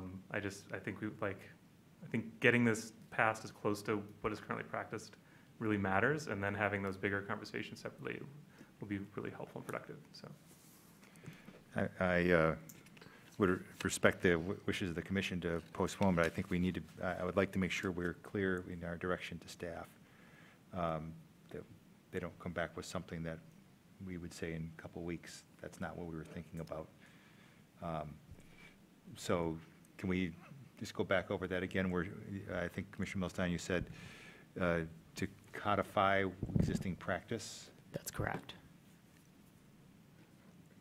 Does that give you enough information to? Yeah, and I believe that's if the motion passes, then yes, I am clear.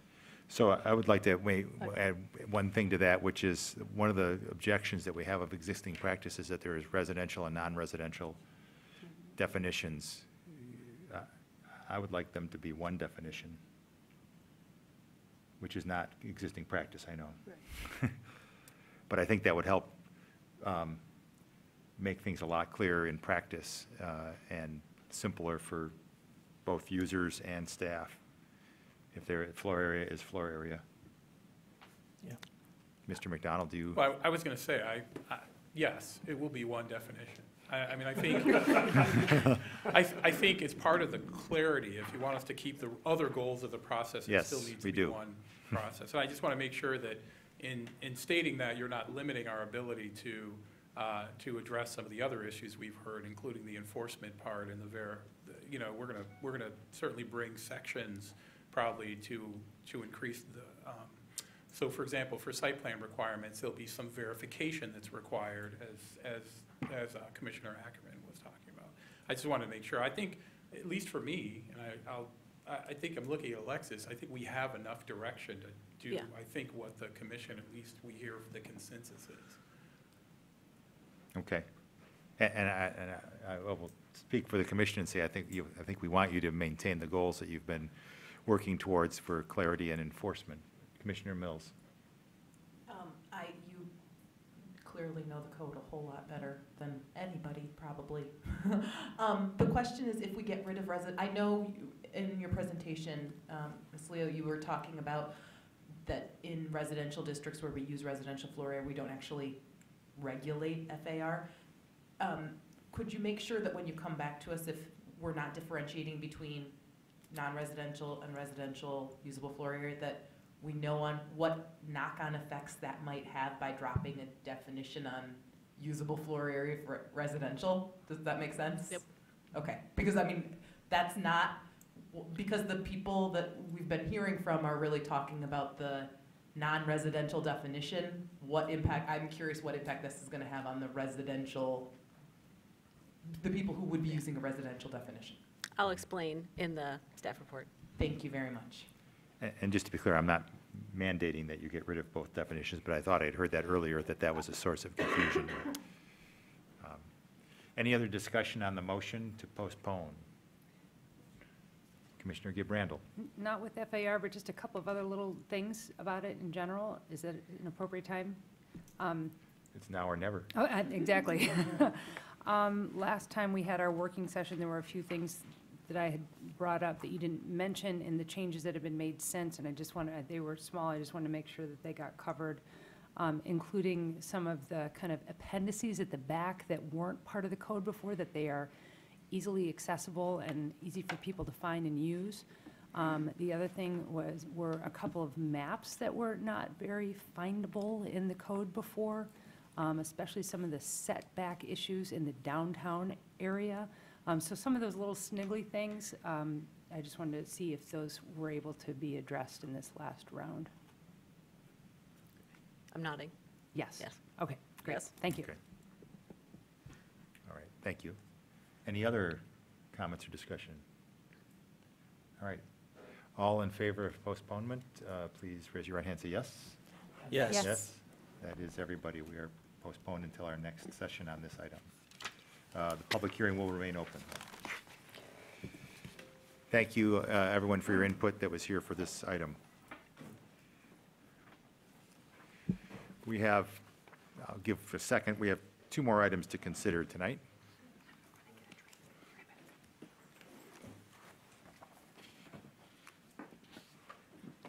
I have to switch sticks. I have a different.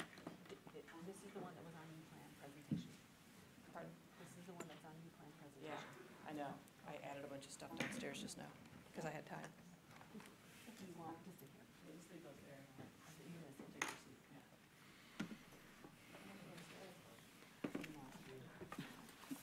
I have to go run a desk machine. Should we take 5? You have to, oh, no, you don't. You're gone, you're done. Okay. I don't know about you. I'm where I'm at. Oh, don't let that get out. This is just the. Okay. Welcome. Thank you. Yep.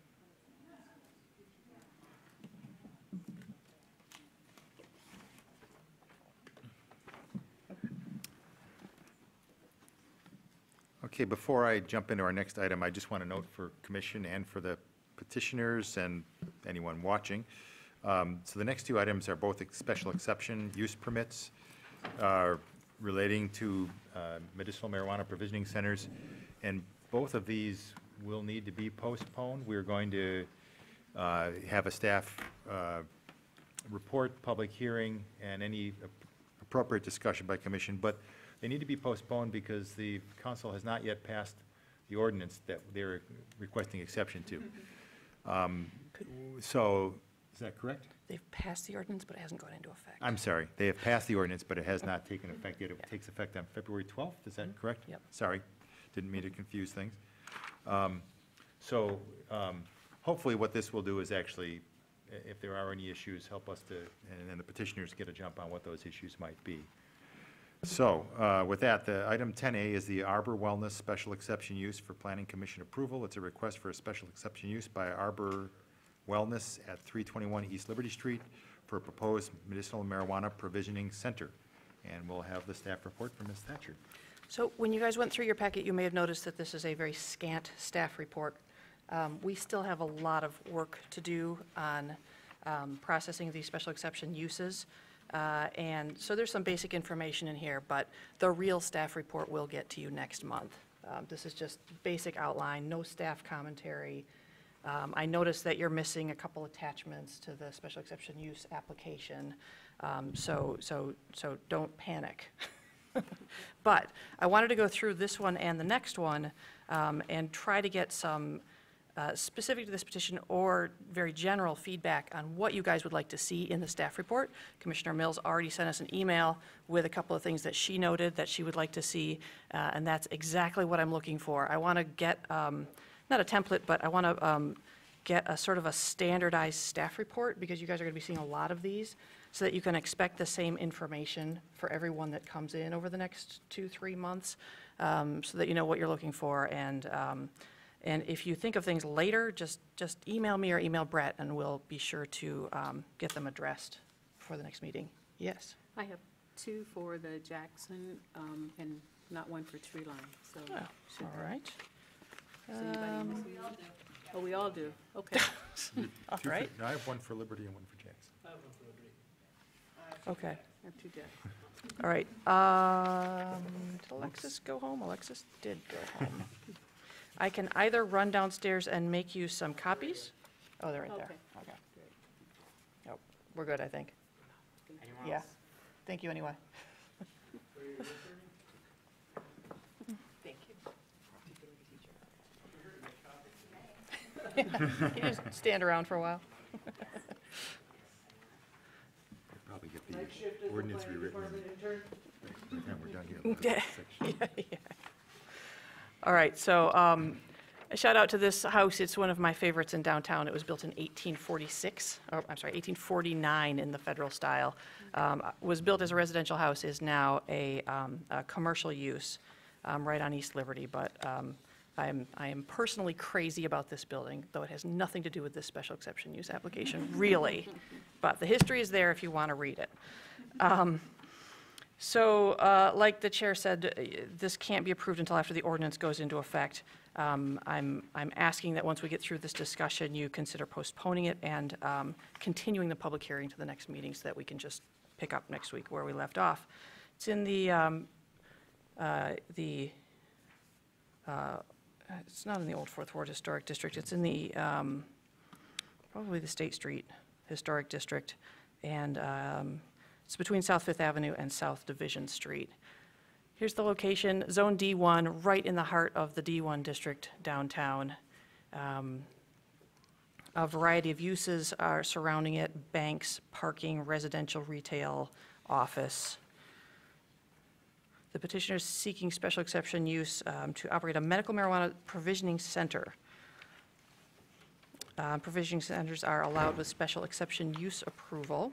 It's a 7,927 square foot site with a 5,097 square foot building. There are, you can kind of see on the aerial here that there's a gravel driveway that's shared between these two buildings. And basically, the backyard for both is a large gravel parking lot. The spaces aren't delineated, but there are quite a few spaces there.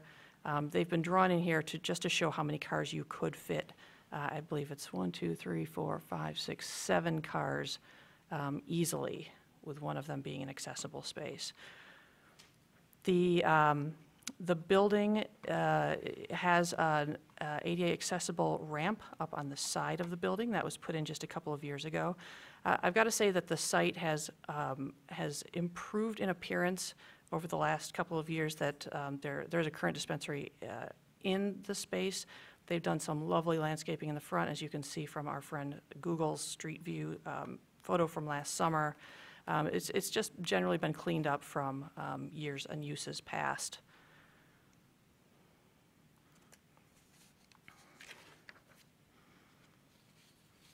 The master plan land use element recommends downtown core for this site and the surrounding area. Master plan recommends reinforcing historic buildings' contribution to downtown's identity and pedestrian orientation. We do have sidewalks along East Liberty. Let's see, I wanted to point out that the parking lot is gravel and the driveway is gravel, which is not, which normally would not meet code for required parking, but since this is a parking exempt district, there is no required parking on this site. So this special exception use for this site would not trigger a requirement that the parking lot be paved and formalized. That may not be the case everywhere, as I'm finding from, as I talk to different people about different sites. I think that's all the information that I have on this particular site. I'll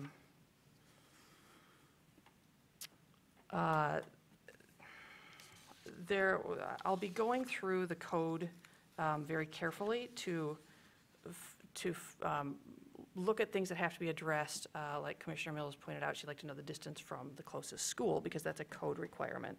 It is more than 1,000 feet, but that's the kind of thing that I'll add to the staff report and note it is X feet from Y school so that you have an idea of what's going on there. If there are other medical marijuana uses in the area, especially other provisioning centers, that will also be noted in there. This and the other one tonight are the first two medical marijuana applications to come in under any of the new ordinances. So we'll be building on it from here. There are, I don't have a lot to say about it at this point. The information that came in on the special exception use, I'm going to be working with the applicants on. I think that they can beef up their petition a little bit for special exception use. A few of the questions were answered in an okay way, but could be much more specific in addressing things like the master plan. They do include the statements on operations that are required, and you don't have that in your packet, so don't look for it. When I looked at my packet tonight, I realized that they were missing from there. But again, you will have all of that information for the next meeting. If you guys have concerns about provisioning centers or medical marijuana uses or codes or questions about how we're handling this or operating, I'm happy to answer those as well. So however you'd like to handle this from here. Okay, well, we'll take that as the staff report for this evening. Thank you, Ms. Thatcher. So I'll go ahead and open the public hearing on this item. And if there's anyone who would like to address the commission, please step up to the podium, state your name and address for the record.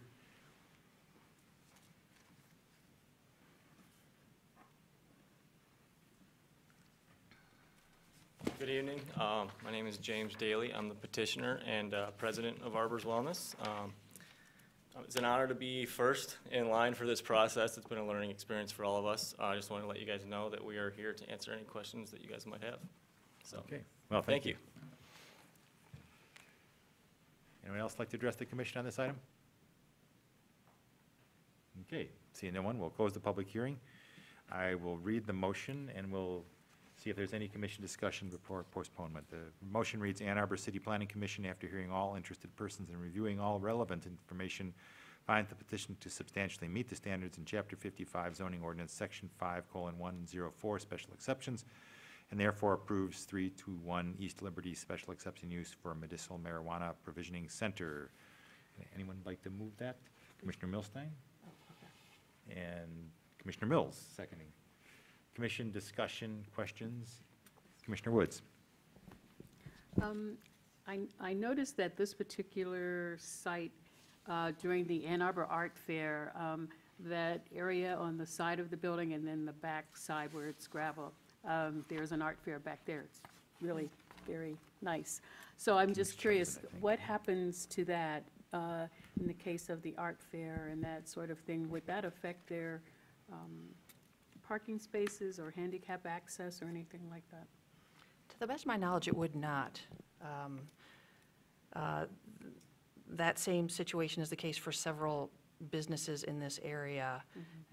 There are inspections done as part of that for access and by the fire marshal to get those special permits just for art fair. They're not allowed to block the sidewalk. They have to be so far out of the right-of-way, things like that. So it really shouldn't affect it, and especially since this is not required parking, and no one's going to be driving down Liberty that day anyway. Right, okay. I don't think it would have an impact. Okay. I was thinking in terms of the back of their building where they indicate that there are potential parking spaces, and I'm assuming that they had indicated which one might be handicapped or something. So I guess I'm curious as to how or is there any sort of requirement that for medical marijuana that it's handicap accessible at all times? There is not that requirement for parking. Okay. There are building code requirements that are separate from zoning that do require certain means of entry and egress be accessible. Okay. Thank you. Other commissioners? Commissioner Gibrandal.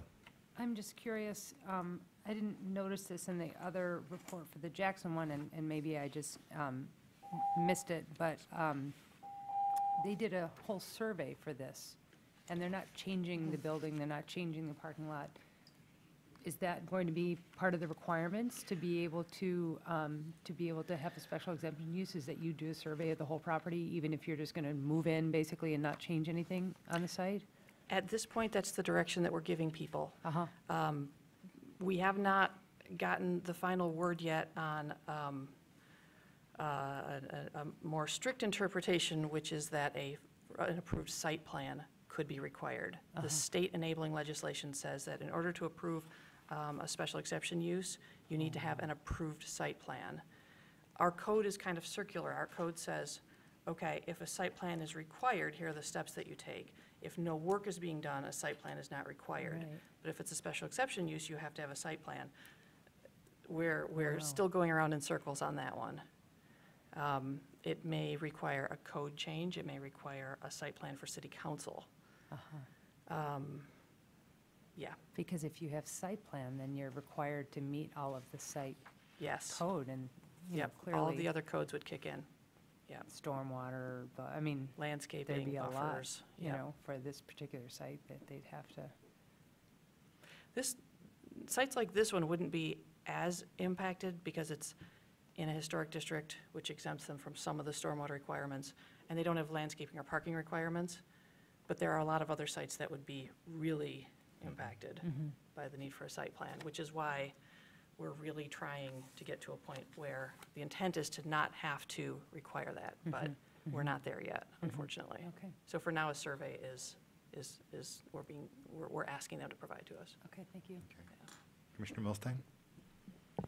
Just a question, and this doesn't have to do with this petition, but just future ones. How much control are we going to have over the petitioners making improvements to buildings, making improvements to landscaping? Like you made a mention that this petitioner has done a great job with landscaping. How much control are we going to have over that in the approval, that if there are sites that come before us that have not been well maintained, are we going to have much of it? And if you don't know the answer, that's okay, but it's something that it'd be good to know that information. Yeah, it's going to vary from site to site. There are certain things that I'm advising applicants to include, like in particular dumpster screening and bike parking, and that's based on past conversations that I've heard at Planning Commission, where you guys almost universally want dumpster screening and bike parking as just a sort of a baseline. And those are the kinds of things that make them more accessible and better neighbors. The special exception use is all about being compatible with the neighborhood, with other surrounding uses. In the downtown, that's going to look very different from a commercially zoned site that's abutting residential. So there may be things that could be added to a site that would make it more compatible with the neighborhood. And in that case, by all means, it might be appropriate to recommend that those changes be made. If not enough parking is provided and there's room for more, that may be a requirement. If a buffer would help allay the neighbors' fears or concerns from the commission. So it needs to be tied back into the special exception use and not just something arbitrary that would clean up the site. But there's quite a lot of things that you could do that you could positively impact, especially a site that's got some issues, and make it a better fit with the neighborhood. One of the comments that I think we heard during public comment on this, or maybe in previous meetings with regards to hours, that's also something that through special use exemption that we could limit hours or whatnot if it's in a near residential neighborhood, things of that nature. Yes. And in the zoning ordinance, they are required to state their days and hours of operation. So you'll be able to see if those seem excessive or conflict with other uses nearby. Thank you. Commissioner Mills? I wasn't going to ask a question because I sent you the list, and thanks for acknowledging it. But that just raised another one. What happens if our hours change? Do we have, just as a practical matter, certainly, we can, set, if we want to set limits, we can set limits, reasonable limits. But if they're, how much are they held to? What is in the It's an application? enforcement issue, I think. I don't know the answer to that specifically, at least. I think I know, but I don't want to say it out loud. Okay. There will, certainly, conditions will need to be included in the motion and be quite specific.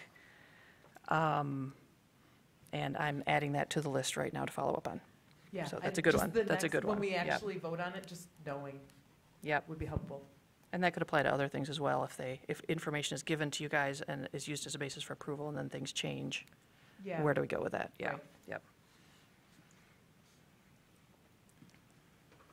And just for clarity, special exception use stays with the property as long as it's being used for that use continuously, and if it stops for a period of 24 months, then it expires? Mhm. Okay. And we've also had a lot of questions about what happens when, say, a provisioning center goes away and the special exception use is still sitting there. Is there a way to get rid of the special exception use designation earlier than 24 months? And we don't know the answer to that yet either. Okay. With the 600-foot buffer around properties, people are very interested in exploring all of the options, yeah.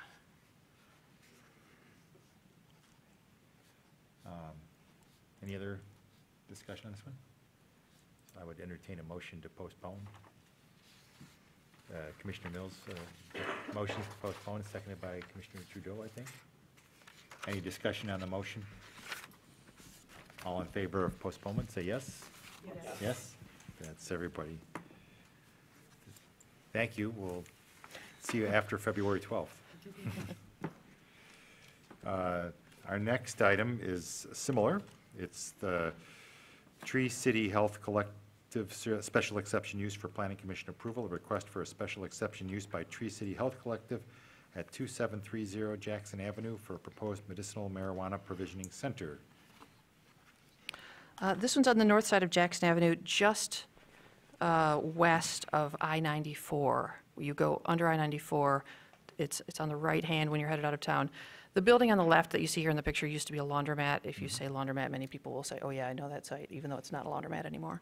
The special exception uses, it would apply to the site and could be operated out of any of these buildings, but right now they're focusing on the building on the right-hand side of the screen.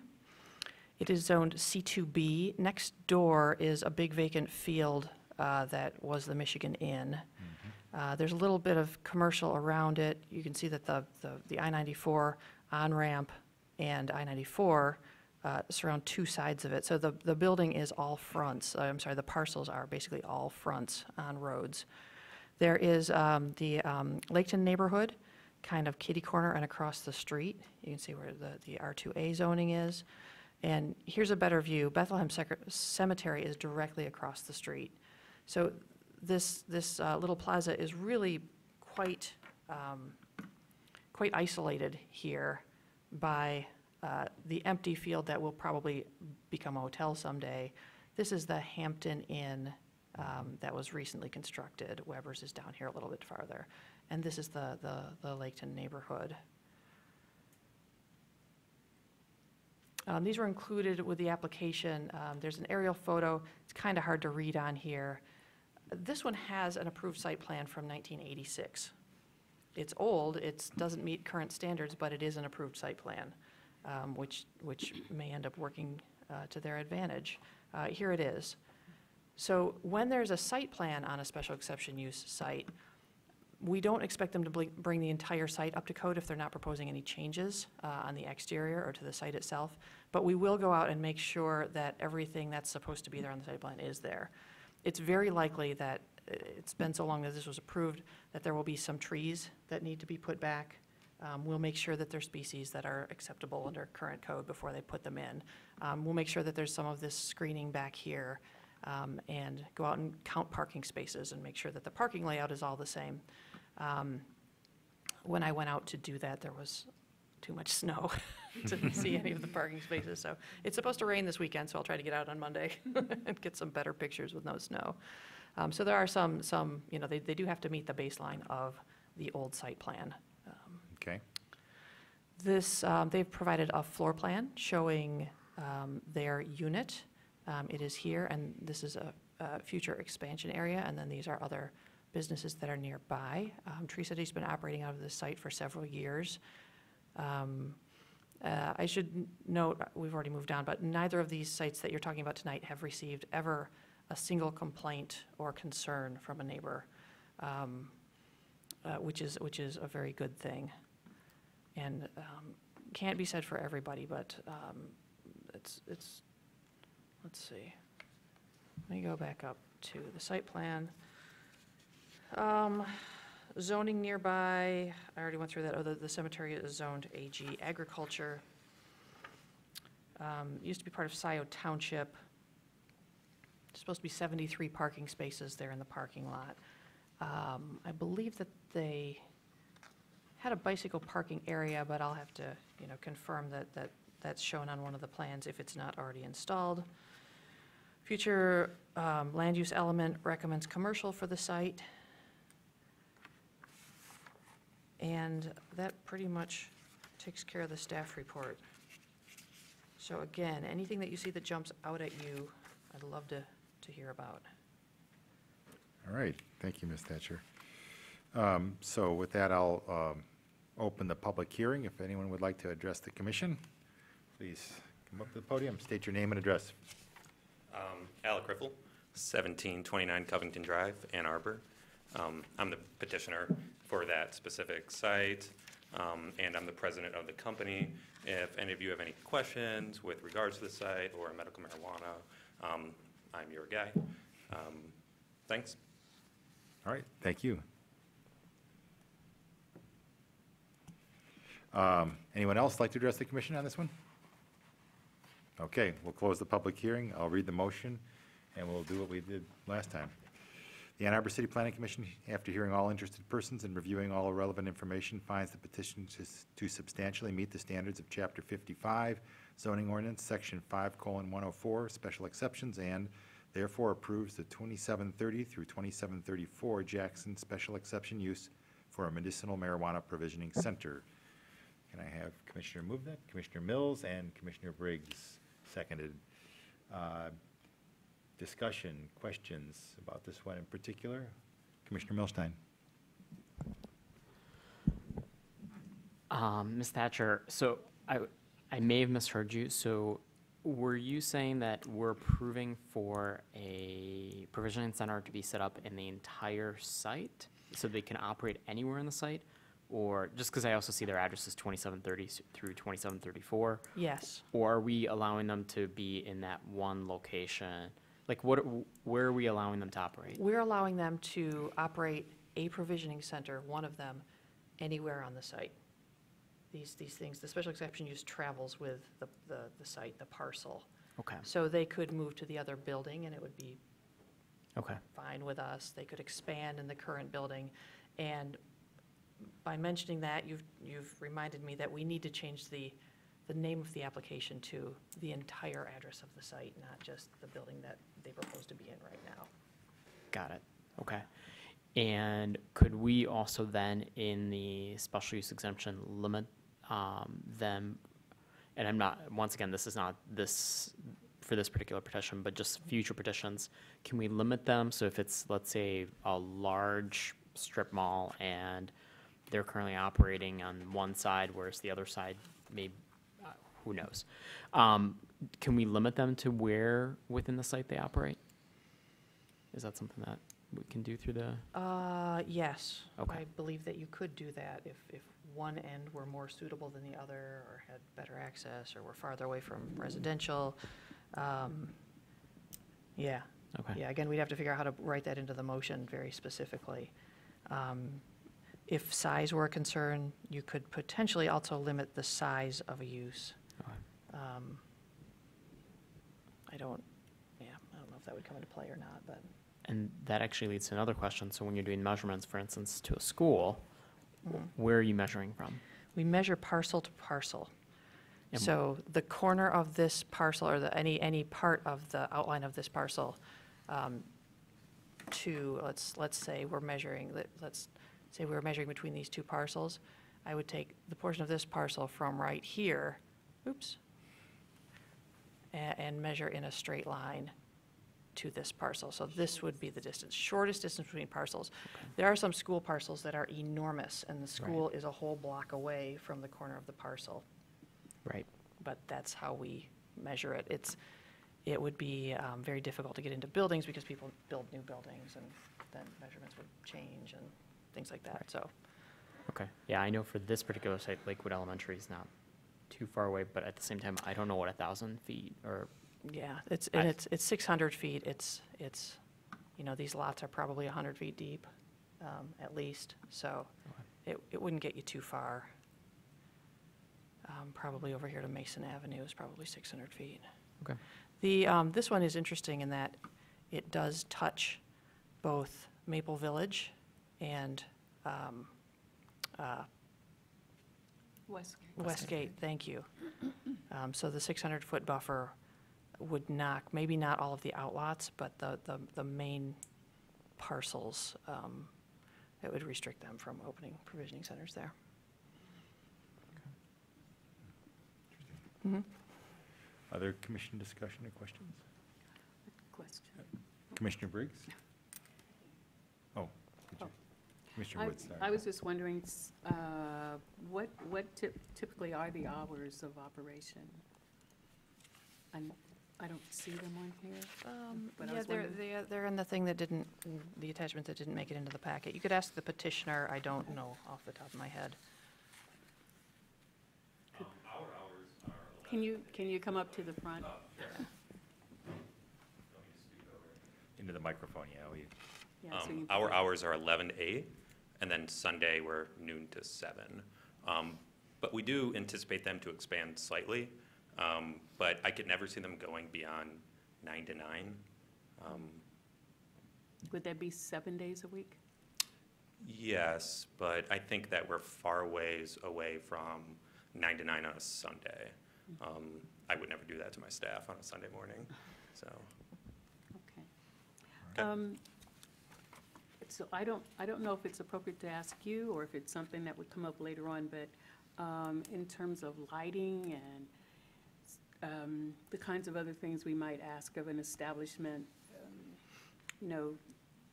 we wouldn't necessarily ask you your security, but just kind of curious about that, like how that all works, particularly since you're so close to an expressway. And- Sure, yeah, no, it's a reasonable concern. Yeah. How 94 bends right behind our building. So security for these facilities in terms of state requirements are heavily mandated.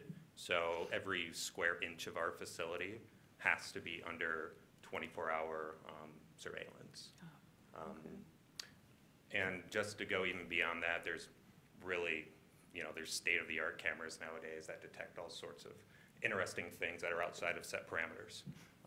So our facility, and I'm sure theirs, and the other responsible petitioners will be heavily surveilled, but not like intrusively, right? Like you really won't know that there's a bunch of cameras. Now we do. But, sure. And we were very thankful that we didn't have to disclose our camera placement because that was a huge security risk. But for our particular building, our lot, there'll be cameras on the outside of the building pointed towards the expressway.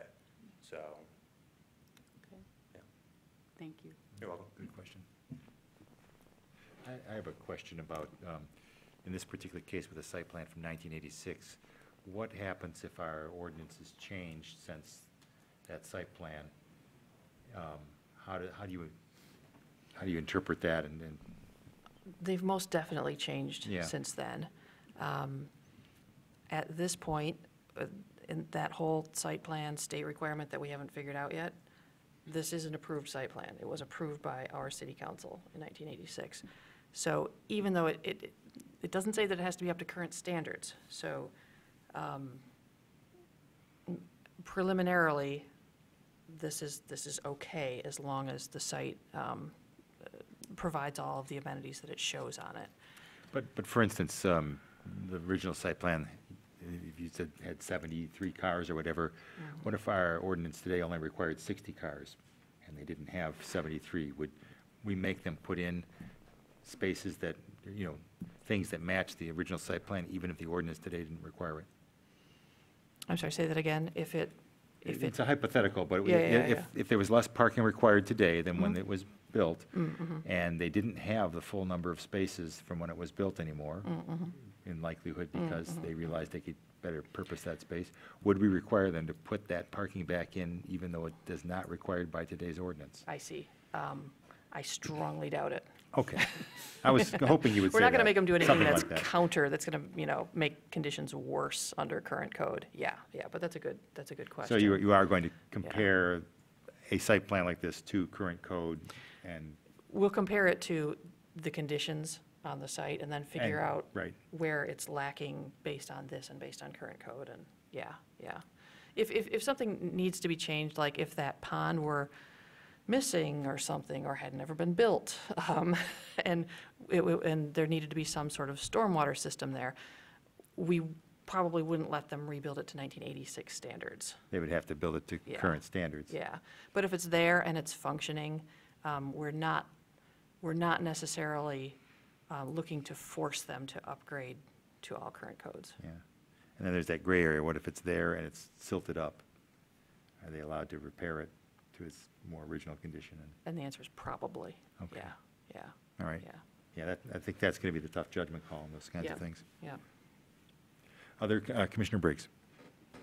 I think I know the answer to this because I don't think there's any way around it. But you'd mentioned that even though I-94 is in between this parcel and you said, did you say that's Maple Village? Yeah. Yeah, this one's Maple Village on the north. Maple Village. I'm thinking of this and other potential sites around the city. I mean, obviously, our freeways operate sort of as impenetrable barriers. So is there any,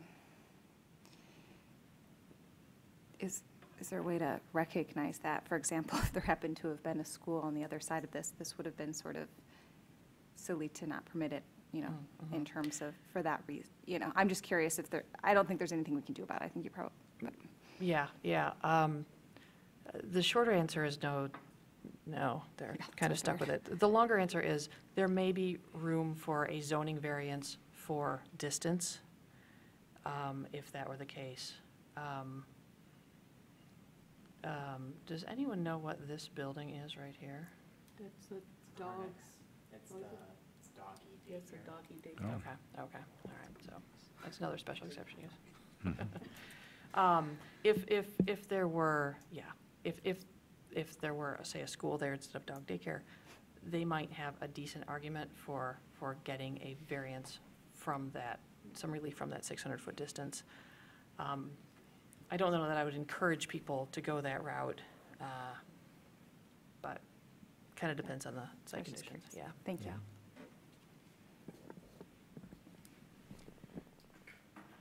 Other commission discussion? Motion to postpone, anyone? Oh, Commissioner Ackerman? No, I was going to make a motion. Oh, okay.